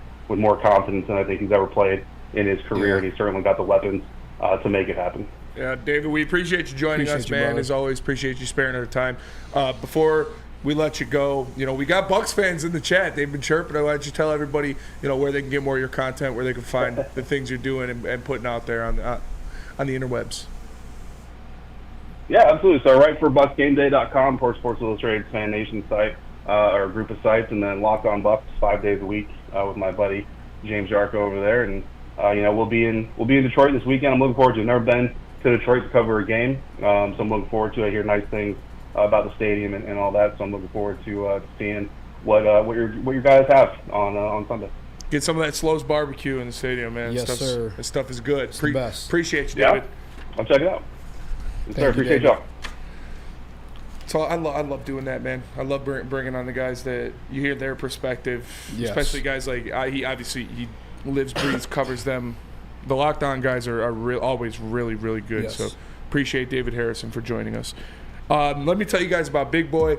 Wintertime in Detroit is always better with comfort foods from Big Boy. Try the veal parmesan or the new Southern Comfort Chicken Bowl. How about breakfast? The stuffed potato pancakes are back. The classic lumberjack or Santa Fe Garden. Also the apple pie hotcakes that are too good to miss. Top it all off with a gingerbread shake for dessert. All of that and more at your local Big Boy. Stop searching for a vehicle and start finding one. Les Stanford Chevrolet Cadillac makes it easy. We harness the power of multiple dealerships and own the biggest selection of GM brands in the area to get you the car you need. With the Les Stanford Group, you'll have access to 4 different dealerships, providing you with more makes, more models, and more choices. We're connected to more than 1,000 vehicles, and with so many high-quality CPO vehicles available, you'll find new car quality at pre-owned prices. You can start and end your search at lesstanford.com today. Now, coming to Woodward Sports, Woodward and Main Street, the Woodward Sports Network Detroit Lions Show. Catch Gabrielle D. Phillips, Matt Broder, and Terry Foster for all the latest news on your Detroit Lions every week. Only on the Woodward Sports Network YouTube channel and woodwardsports.com. Savor the heart of home at Big Boy with our all-new down-home comfort dishes. Feast on home-style goodness with our Southern Comfort Chicken Bowl, veal parmigiana, and apple pie hotcakes. The down-home delight doesn't stop there. Potato pancakes are back. Dive into the richness of our perfectly crafted potatoes with our classic potato pancakes and our stuffed potato pancakes. Top off your meal with our new gingerbread shake, a seamless blend of creamy vanilla and sweet gingerbread flavors. Nothing beats the comforting taste of down-home cooking. Enjoy every bite, only at Big Boy. Brace yourselves, Detroit. As the sun begins to set, 2 of Woodward Sports' brightest young stars will be taking the mic for a brand new show. Woodward Nights with Spooner and Broder. The dog days in Detroit are over, and the boys are unleashed. Join in on the banter and hop on the bandwagon of the #1 night show on the internet. Tune into the Woodward Sports YouTube channel every weeknight from 8 to 10 p.m. Woodward Nights with Spooner and Broder. Give your pet the best. Premier Pet Supplies, hands down, Michigan's best pet store. Same prices and all the conveniences of the online and big box retailers with one major difference. Family and locally owned and operated for 30-plus years. Over 60 brands of food with nutrition to help you. Nutrition experts to help you. Same day, local curbside and home delivery. Premier Pet Supply, give your pet the best. www.premierpetsupply.com. What's going on, everybody, and welcome back to the Woodward Heavyweights live on Woodward Sports. Make sure you smash that like button. He's Easy. We got JB and Chris. I'm Spencer. We are the Woodward Heavyweights. We just got done talking to David Harrison from Lockdown Bucs. A lot of great perspective on his side about this Buccaneers team, the defense, what they got going on. He does think that the Lions are going to win. He did say that he thinks the Lions are going to win, so we'll figure out what's happening there. But another big problem, the problem. James Houston, he's coming up on his win. I think it's Thursday. Houston, he has to declare if they're going to play him. They got to bring him up to the main roster, to the active roster. If not, he's going to be done for the year. So they practiced in full today, I believe he practiced in full today. He's been practicing. He practiced in full, all week last week. So. Well, what are your thoughts on James Houston? I know you don't have things that will make Lions fan too excited. Well, thanks for fucking killing the vibe like that. Now, I don't know, man. I guess I'm just kind of weirded out that it's taken this long. The fact that he's been practicing fully healthy for like the past 2 weeks, like damn near every single day. They spoke to James Houston today, and the media asked him what's his plans, and he says he expects to play Sunday. So there's some definitely positive news, but that changed my entire perspective of like what it was beforehand, because leading into it, I was kind of like thinking back on the fact that he never initially made this roster going back to like his rookie year. You know what I'm saying? We had to bring him up from the practice squad and make him active. And then also at the beginning of the year, he wasn't the starting Sam linebacker. Remember we were all kind of like bitching about that and wanted to see him on the field more? Yeah. I was wondering if there's something like beyond pass rushing that he's just not fulfilling for AG and Dan Campbell to like want to have him on the field at all times. But that was the initial take. But with him saying that he plans to play, I hope that's the case, and I hope that we see him tear apart quarterbacks as we know he can. I hope that's the case. I do, because you've talked about it on multiple occasions, but having that speed rusher opposite of Aiden Hutchinson has shown results over and over. It's consistently shown results that even from his collegiate level, having a guy next to or on the other side of him that can get that speed rush in definitely helps. And if you don't activate James Houston, if he is not able to play the rest of the season, I think letting go of Bruce Irvin is a mistake. Because we saw him, Uncle Brucey, when he threw the walker to the side and actually got out there, he made a play. So I hope James Houston is ready to go. I hope he's ready to get out there and make some plays. I think he will be. I don't think they would have just let go of Bruce Irvin, or they would have fought more for, because they said like things didn't work out, or it was a weird reasoning for him to be gone. Mutually didn't work out. And then he's on the commitment to each other. Then he's on the Dolphins. Yeah. The next week. Yeah. So I don't understand that one exactly, but I think they would have tried to make some things work with Bruce if they didn't think James Houston was going to be ready to go. I mean, is it just as simple as conditioning? Like, that's kind of what I look at it as. Is like it's as simple as conditioning for me, because, and that's okay, because we've talked about what is his best skill set. It's just letting him go on 3rd and long and letting him rush the passer and be that elite force. And if you just only get a couple snaps out of this guy has shown that he can be insanely productive in just a few snaps. Yeah. So I think this is something that, if it is just conditioning, that's okay. And it does kind of make sense that it's conditioning, because you look at earlier in the year when he did struggle, when they were trying to put him in different elements and all of that, and kind of mix and match him and put him in different spots on the defense, and he wasn't really being as successful, as impactful as he was last year. I think maybe it's best that he's not at necessarily his peak condition, or he's getting there, so that forces them to kind of just use him in his specialty, use him at what he's good at, play to his strengths. And that's why I think he will be ready for this game. I think that this medical staff so far has shown throughout the season to have great, to have earned nothing but trust in both the players and fans with how they've handled injuries and how they've brought people back. So I think it's just as simple as conditioning. I think that actually could work to the Lions' advantage, because it could force them to just keep it simple, play him to his strengths. Yeah, there was one specific play against the Rams. It was as a long 3rd down conversion that Stafford had. Mm-hmm. The guy's fucking balling out of his mind that game. But yeah, he was playing great. I was like, damn, I wish we had James Houston on that. I got a 3rd and long. Yeah. It's like he could have the 1-on-1 matchup on the opposite side of Hutch and just go and tear Matthew Stafford's leg or arm off. Here we're defending him not being dirty plays and asking him to tear legs and limbs off. But what do you think's going on with James Houston, JB? I don't know. I kind of like Chris's reasoning behind it. I think it might just be conditioning.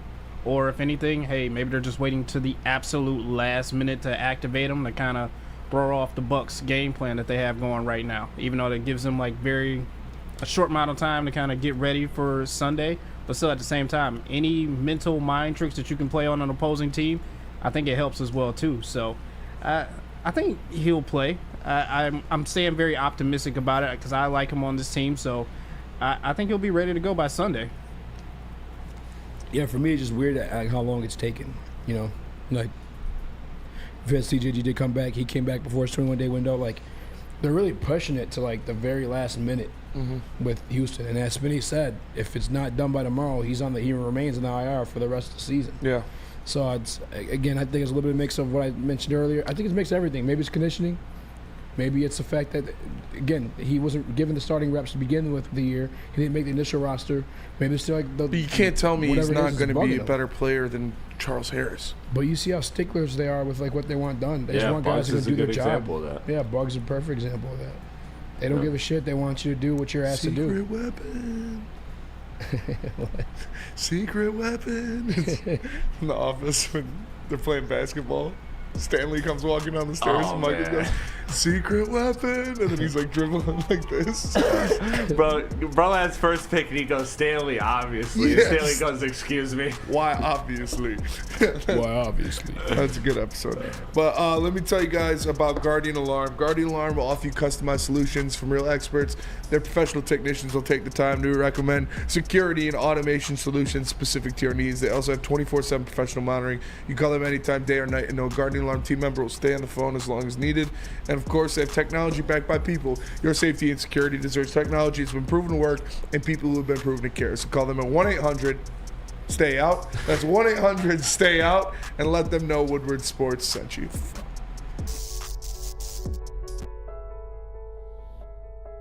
We've just received word. The world's cannabis supply has vanished. The public is outraged and has taken to the streets in response to this tragedy.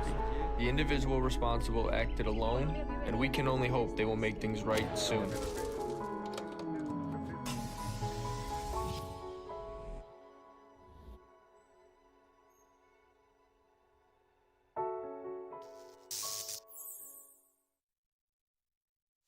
Join Woodward Sports' own Jeff Iafrate, along with special WSN guests for the most anticipated Lions season in decades. Filled with different surprises and expert analysis. You're not going to want to miss out. Go to our Woodward Sports YouTube channel on Sundays and tune in live from 9:30 to 11:30 a.m.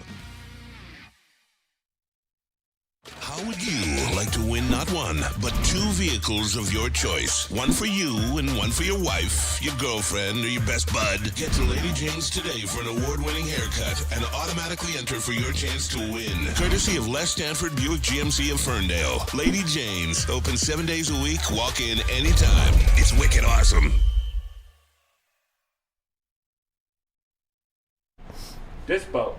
Dispo dispensary, guys. Supposed to sit here and tell you it's New Year's, new deals, but my guy Claude called me today and let me know Dispo is giving away tickets to the Super Bowl this year. Hell yeah. I think you have to do so on I think I tagged you in it. The Yeah, social media yes, sir. post. I'm going down there tomorrow to film some type of promo video, but make sure your phone Dispo, I think it's .Michigan That's why you're saving your voice. on Instagram. For Hollywood now. Oh, Hollywood, you know what I'm saying? I'm just twerking in the video. You can go to, even this loser can go to the Super Bowl.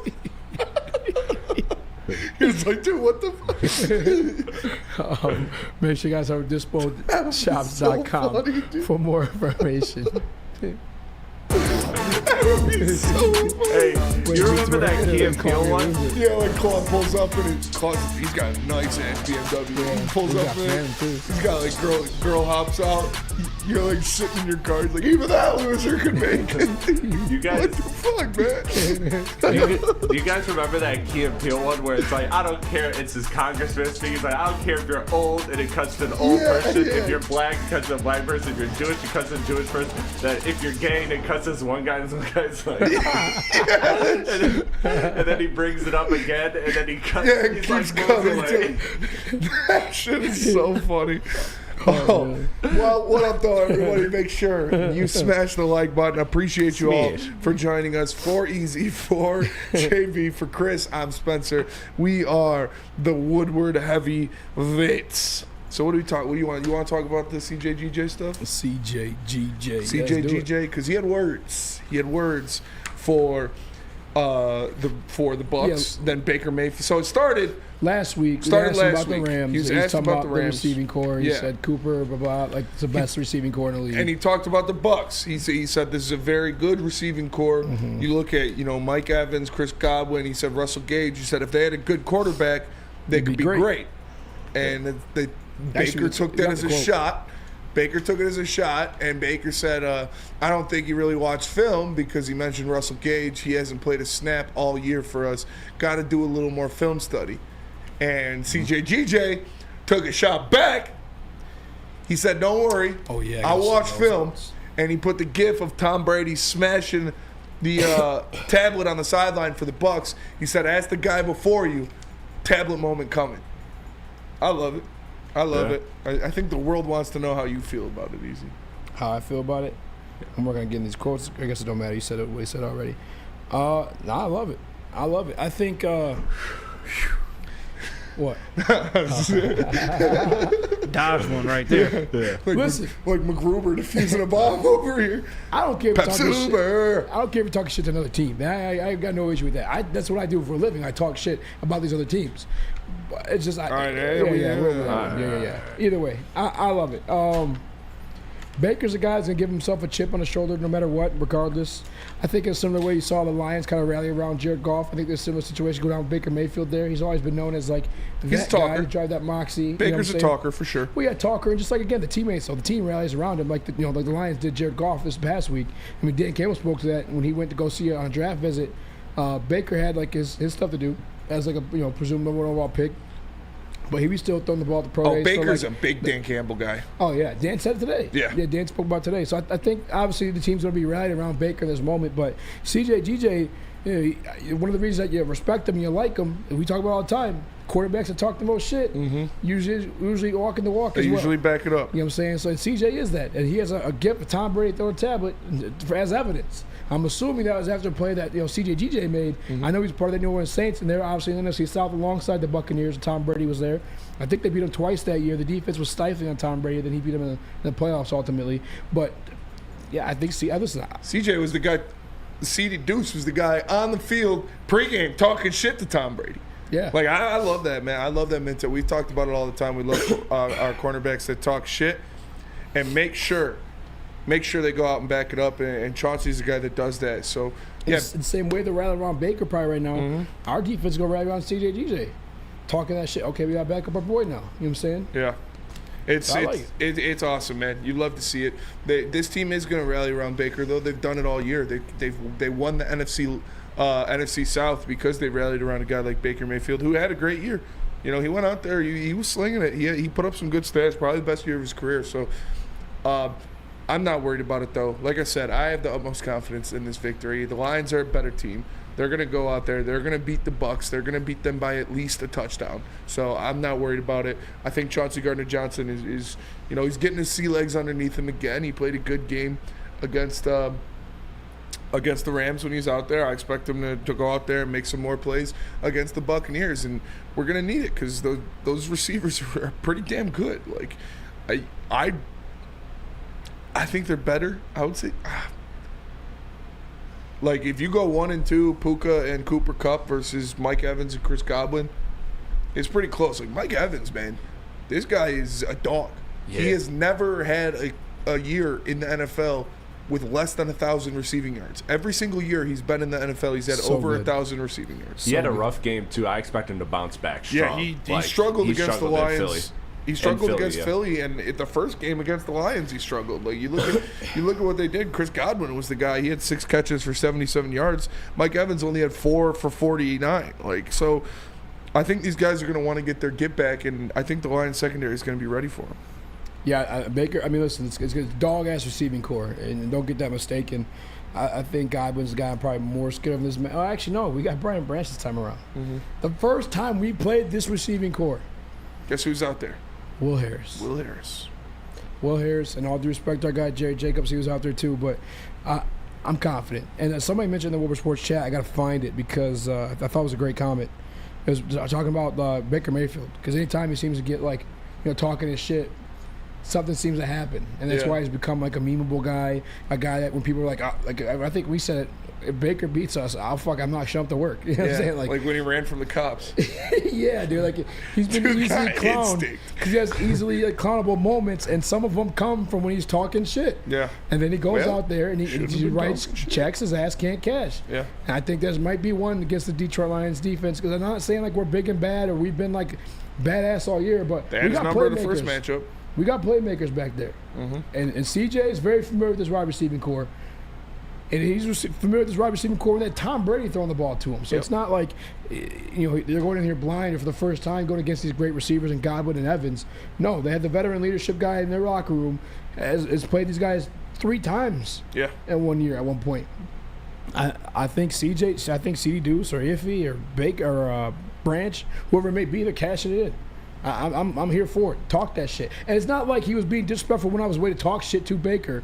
It was from a comment from last week before we even knew we were facing the Buccaneers. Mm-hmm. He was actually just giving credit to the Buccaneers receiving core and was like, they could be great. They had a better quarterback. What's he's not. He's also not wrong. He's not wrong. He's not wrong. And shout out to Mike Hilton in the chat for the super chat. He had a successful bowel movement. Shout out to Mike Hilton. But yeah, I mean, nothing he said was wrong. If you go out, look at what those receivers did with Tom Brady. Say my name, Spinny. Talk about my poop. look what they did with Tom Brady when he was their quarterback. Tom Brady had like 45 touchdowns, like 4,500 yards. Yeah. With this team, like if you put a elite quarterback, part of that one too. That was fucking. Oh my god, what a disgusting receiving core. Mike Evans, Antonio Brown, and Godwin. Oh yeah, AB was there. God. That's disgusting. That was nasty. And Gronk. Super team. And Gronk, yeah. Yeah. Yeah, you're right. They were nuts, dude. And then Leonard Fournette. Yeah, you're right. They had such a squad that year. And the defense was stacked, too. The defense was so good, bro. They had Sue. They had so many good players. I was talking to GQ about the Brady stuff, and we're like, yeah, now we can see what he's like without Bill Belichick. And then once these signings started happening, GQ hit me up like, I guess we can't really say for sure or not because he's got a super team now. I was like, yeah, he's still him though. He did. Oh, he's him for sure. I'm like, absolutely him. You don't want to see white people when you start talking bad about Tom Brady, bro. I'm telling you. That was a super team for sure. But tell us about Marquardt. I'll tell you about Marquardt. Where you're looking to buy or sell real estate, that's the place to go. He can save you up to $5,000 in your closing costs today. If you purchase your home through him, that's $5,000. MarkWhiteSells.com or give him a call at 248-290-8242.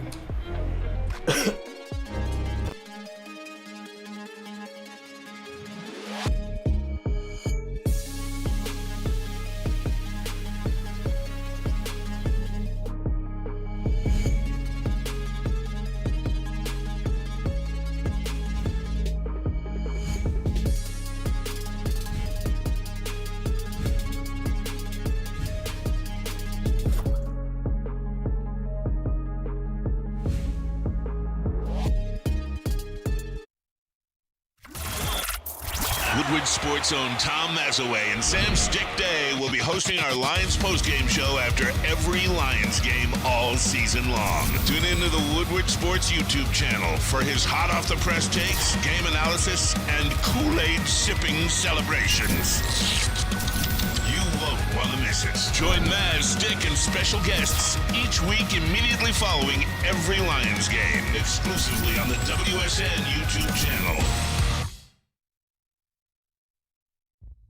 Brace yourselves, Detroit. As the sun begins to set, two of Woodward Sports' brightest young stars will be taking the mic for a brand new show. Woodward Nights with Spooner and Broder. The dog days in Detroit are over, and the boys are unleashed. Join in on the banter and hop on the bandwagon of the #1 night show on the internet. Tune into the Woodward Sports YouTube channel every weeknight from 8 to 10 p.m. Woodward Nights with Spooner and Broder. Les Stanford, what happens when you run a great business for over 50 years? You expand and offer more products to more people. That is exactly what Les Stanford did by adding Les Stanford Buick GMC, the same great service that customers have come to know and trust on Woodward Avenue, just south of 9 Mile. Check out Les Stanford in Dearborn today and find the brand you want at lesstanford.com. Les Stanford, a new roads. What up, though, everybody, and welcome back to the Woodward Heavyweights. This looks like real wood. Yeah, and that's what D-Mac said. He said it got a lot cozier in here with that. Yeah, it does. Turn that back wall on. Make sure you smash the like button. Make sure you share the stream. It definitely means more than you guys could ever know. For Speak Eazy, for Chris Platte, for JB Smooth, I am Spencer Rexton. We are the Woodward Heavyweights. And we just got done talking about Chauncey Gardner-Johnson's little beef with Baker Mayfield over Twitter. Two guys that talk the talk and walk the walk. Baker Team Mayfield, CJ, GJ, baby. Baker Mayfield might not walk the walk as much as Chauncey Gardner-Johnson, but he's gone out there and put some points on the board. But we also have more from that Dan Campbell presser earlier today. This was him speaking about his tight end, Sam Laporta. I was impressed. He helped us. You know, he was not 100%, but he helped us win that game. He did exactly what we needed him to do for that game, and he's coming along. He's gotten better. He feels better than he did this time last week. That's encouraging. And so I just, I go back to this. I think that's for a young player that doesn't know what this is, and I'm not 100%, to be able to. He knew he could get this done, and he could help us. I think goes a long way. That's not an easy thing for a young player. And there was more. I thought there was more than that, but there was too. He was happy to see him out there. He was happy to have him playing, and he also said that he's feeling better. He's feeling better than he was at this time last week. Full participant. He's a full participant in practice. He said that if this was an injury that they felt, could get worse, could seriously hamper his career going forward, they wouldn't have put him out there. But they talked to him about it. He said he feels good. He's feeling better. So expect Laporta to be even more involved in this gameplay. I can't wait for this game, man. I can't wait. I see a lot of comments in Woodward Sports chat saying, don't sleep with the Buccaneers, don't overlook the Buccaneers, and that's been my narrative all week. I've been the cautious guy all year. And again, I don't claim it to be being scared. I claim more to be analytical of what these team does well, that we're gonna have to keep an eye on, what we're gonna have to need to stop it to win the game. But again, as this week has gone on, I've become increasingly confident in the Detroit Lions, and Sam Laporta being healthy is a part of that. Sam Laporta performing with the banged up knee last week and still cashing a touchdown and a couple of the catches. Mm-hmm. Makes me feel better because now he's a full participant in practice. We know Detroit Lions, Dan Campbell, former player, he's going to rest his guys, then he rests. It's the same way you see Frank Ragnow, no practice. Yeah. If the guys are banged up, Taylor Decker throughout the season, he doesn't make them practice. Sam Laporta practicing, he feels pretty damn good. So heading into this matchup, he's going to be a key piece. We saw it last week as he was banged up. And again, as the week goes on, he's become increasingly confident in the Detroit Lions. I'm not overlooking the Bucs. I still think it's going to be a battle. I still respect that defense tremendously more than anything. And those receivers are capable of anything as well, too. But just the pieces that we're going to war with, I think we just have more proven wins from the grouping of them. Our good is better than your good. Yes. We've already proved it once this year. We already went into your house without our good. Without our great players, without a lot of pieces on that offense, and we took your lunch money, and we held you to 6 points. And now you're coming back to our house, and we're going to slap you around again. Our good is better than your good. The Rams are a better team than the Bucs, and we just went out there and beat the Rams. So that's what I'm saying, man. Lions fans should be confident. Lions fans should be confident in this. And you do sound like Dick Vitale. Dickie V, baby. Dickie V, baby. He coached the University of Detroit. He's a legend, man. Dickie V's a legend. Dickie V, give me the Detroit Almost the Pistons. Tom Izzo! Wait, Paisa! did he coach the Pistons too or no? No. Or was he with the Pistons? No. He was a Pistons fan? Probably. Dickie V, baby! Give me the Detroit Lions and Sammy Laporta! Oh, the Paisa! The Pisons! Let's go! That's pretty Dan fun. Campbell knocking down kneecaps like I used to knock down threes in my day. And I'm not talking basketball shots. Ayo! Oh, okay. I'm knocking down threes. Nice. Cordell Walker says, Spenny, easy. By percentage, how confident are you that we'll win? 85%. 69. I am 85% confident. Like, obviously, this is the NFL. 85% cousin. Anything can happen. I am 85% cousin. I'm also 85% mashed potato brain. Shout out Matt Stafford. Shout out Tua Tagovailoa. You know, we roll deep. But I am. He did throw up gang signs when he went out. He threw up gang signs when he went out for sure. I am very confident that we're going to win this game. But like I said, I know it's the NFL. I know anything can happen. So I'm going to put it at 85%. I'm just looking. I think Dick Vitale did coach the Pistons. Who do you got? Who I got? I don't give a fuck about Dick Vitale. No that's crazy. disrespect, but we Hey, got. No disrespect. Hey, that's I don't give a mad fuck. disrespectful, man. Dick Vitale of the Titans become the head coach of the Detroit Pistons on May 1st, 1978, succeeding Bob Kaufman, who had served as an interim following the dismissal of Herb Brown. Damn. Dickie V. Dickie V, baby. I'm at a 69%, baby. How about a 75 on it for you? I like the Detroit Lions defense. I think we got playmakers back there. They got an interception on Baker Mayfield in the hometown. We didn't have Brian Branch out there. What are we doing? Come on. Oh, Kirby Joseph, Brian Branch, CJ, GJ. They're going to be flying around making plays. And Baker Mayfield, I respect you. I like your moxie. But Aiden Hutchinson's coming for your fucking life, brother. Watch out. Eat your vitamins and say your prayers because Aiden Hutchinson's coming for you, brother. Woo! You went from Dickie V to Macho Man. JB, what's your percentage? I like yours. Give me 85 on this one. Definitely the comments from Baker will add some fire to the defense, and I definitely believe that they are going to be hunting for Baker Mayfield. So give me 85%. Chris? You know what? I'm not going to copy you. I'm not going to copy you because 85 is a damn good number. I'm going to go 90. I'm going to go higher. Okay. I'm going to go higher because I feel like it's better to go high than low when it comes to this game. I feel like everything that we've said all week, I get that both these teams are better. I get that both these teams are playing better football than they did at the last time they met. But 20 points on the road, holding them to 6 with all the players missing. Like, I just feel like if the Lions play Lions football, if the atmosphere is what it is for that last playoff game, I don't see a world in which these players don't get up to this challenge. I don't. Yeah. I feel you. I feel you. Let's go to break. When the mailbag can come back? Sure. All right, so the mailbag questions. All right. We could get some new merch by heading over to woodwardsports.com/shop. Are you tired of wearing the same old Detroit sports merch? It's a new era in sports wearables. New design, amazing appeal, and the ultimate swag. You can get it today. Hoodies, tees, hats, all guaranteed to turn heads. You can get those today visiting woodwardsports.com/shop.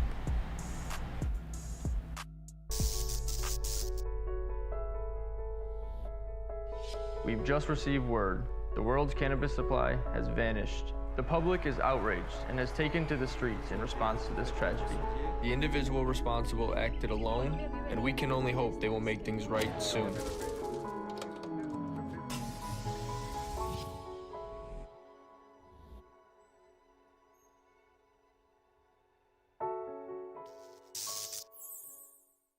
Your home is your most important asset. Flexibility in the sales process is key. When you work with Mark White & Associates, you can cancel at any time, for any reason, without penalty. Speaking of flexibility, check this out. Who you work with matters. Hire the best broker in the game.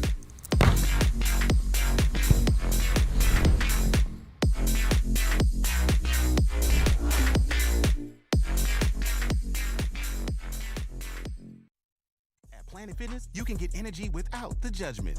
Hi, can you help me with this? You don't know how to use it? This is better. Join now through January 19th for just 24 cents down, $10 a month. Never intimidating, always free fitness training and equipment for every workout. Join today during the Big Fitness Energy Sale for 24 cents down, $10 a month. Cancel anytime. Deal extended through January 19th. Over 50 Metro Detroit locations. Planet Fitness is the home of the judgment-free zone where anyone, and we mean anyone, can feel comfortable and work on their fitness goals. At Planet Fitness, you'll experience a squeaky clean gym that has tons of equipment, a full-body workout in just 30 minutes, and all memberships include fitness training. You get all this for just $10 a month, no commitment. No matter where you are, there's a Planet Fitness close by, 50 more in Metro Detroit, and thousands more throughout the world. All right, I don't ever want to hear you fucking talking shit to me about taking Snapchats or tweeting during the show. You just had a phone call. Man took a call. Well, guess what? It's for the show. That's fair. But crosstalk coming with none other. Oh, Isn't it great? You got to call him? Jacob. What about all these mailbag questions that are in the chat? We'll do mailbag. We'll do all around. You're just teasing the fans. What's up, Booner? Hello, boys. Oh, man. Why'd you say "oh man" like that? I don't know. He's just always so loud. He is pretty loud. I used to like try to be in the back editing, and Booner just fucking. I'd be like, Booner. He's not even yelling. It's just his natural Just talk, bro. It's loud. Sometimes I'm quiet, but like my normal voice. No, you are never quiet. I've never heard you be quiet before. I'm not lying. Except for after the Lions won. Dude, I was okay. There was just one of those You were like clammed up. it was such a like hater, bro. the bet- Lions he bet win. to lose. There was that space where it was just like all of your emotions come out. We're hitting legends after they win this week. I will not be, but Why not? all of your emotions come out and like everything, and then it was just like a total just like what is it called, like an energy dump. Euphoric. Yeah, like I was just like sitting there and I just couldn't talk for like 30 minutes. Like I just didn't know what to say. That was like an hour after though. Like it was a bit. All right. Such a special moment though. Oh my gosh. Mailbag. If the Lions and Packers both win, how comfortable are you locking us in with the Super Bowl appearance? Why are we at, Booner? Booner Path. Booner Path. It's a Booner Path. Even versus the 49ers, I think you have a chance. I mean, any team though, I'm not gonna. As a leader of the path, that's C word. As a leader of the path, I'm not gonna sit here and like we're not gonna be content. Like we're gonna take every opponent very seriously, and we're gonna lock in. And I'm gonna take the Dan Campbell approach. Like if Dan has to take that approach, we do as well. Lock in. Like Spenny, I know you keep saying a touchdown. Lock in. Touchdown plus. Lock in. Don't overlook anyone. I'm not overlooking anybody. We're a better team. We are a better team for sure. But okay, I was thinking this on the way. I was listening to the show on the way in. Thanks. If we play the 49ers next week, who's the better football team? The 49ers. Okay, so are you going to say the Lions should lose by a touchdown? No. No, because every team has a chance. You're in the playoffs. This is what it's about. Every team that's in the playoffs and gets this far has a chance. Don't overlook. Don't sit here and say, "Oh, we're going to beat them by 30." No. I didn't say 30. We are a better football team, but at the end of the day, it's hey, you're in the playoffs, and the Booner Path is a real thing. I think if your score prediction is more than a 7-point difference, I'm coming to your head. It probably, I don't know what it's going to be yet, but it'll be probably close. I just don't see. I don't know. That's fair. All right, next. Booner Path is very alive though, fellas. Booner Path is alive. This is I love this thing. Next mailbag question from Justin Station: who would win in a fist fight, CJ, GJ, or Baker? I'm taking CD Deuce. CD Deuce with dog walking. Baker First round knockout. Baker gives gated community vibes for sure. Yeah, he does have a little bit of like a know. He's got moxie. He's got an edge for sure. He's got an edge. Like he might not actually get knocked out. I take that No. back. He might be one of those guys CD who like dog keeps him. knocking him out, and he just somehow just like keeps popping up. Hey, Bat Dad. Like I ain't hear no bell. Yeah. Well, you see like those drunk videos of like those drunk guys that just keep getting up. Like, oh, I got this. That's like Baker. I got CD Deuce dog walking him. Next up, Chef. Mailbag from Chef. What's the stat line for the electrician in this game? That's Jameer Gibbs. 56 yards and a touchdown. It's kind of a whack name, but 27 receiving for the electrician. What was it? 56 yards and a touchdown, 27 receiving. All right, I'm going to say something crazy. 35 yards on the ground. Wow.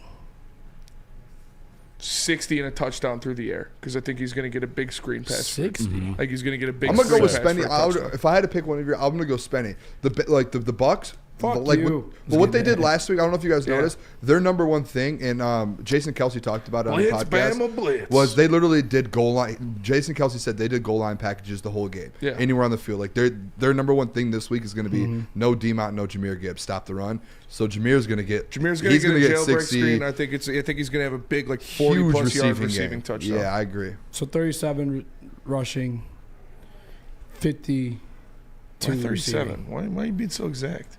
Because that's gonna be exact line. That'd be crazy. What about this one here? So going off of that, I'm doing mailbag too. I'm a big fan of the show. Damn, who's that shorty behind you, Chris? Shorty behind Chris. Where the fuck she go? Narnia? Yeah, she did go to Narnia. Damn. My question. My question.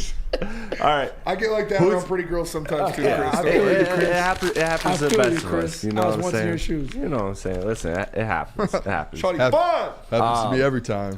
But who do you think? Everybody, we talk about the potential big plays given the way that Tampa Bay's defense will likely run. Yeah. Who would you pick to have the biggest play, the biggest gain? Would it be Gibbs? Would it be J-Mo? Would it be St. Brown? I think it's going to be Gibbs. What a wild way to ask who the player of the game is. That is a wild way to ask.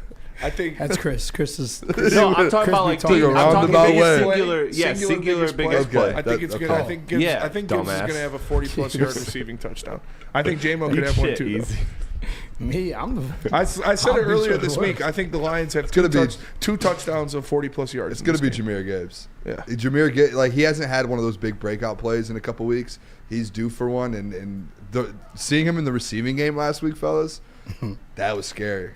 It's the only show where beautiful women come and disappear into a closet.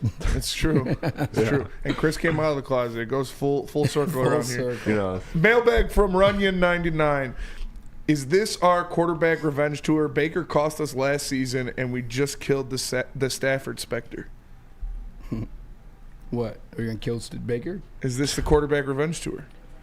Yeah, kind of, yeah. I'm not talking any revenge tour because if you do look at the Bucs, they Antoine Winfield after the game said it's their revenge tour of teams that beat them, and every team that they could play in the playoffs, they lost to in the regular season. Damn. So if we're talking about revenge tour, they have the perfect story for that.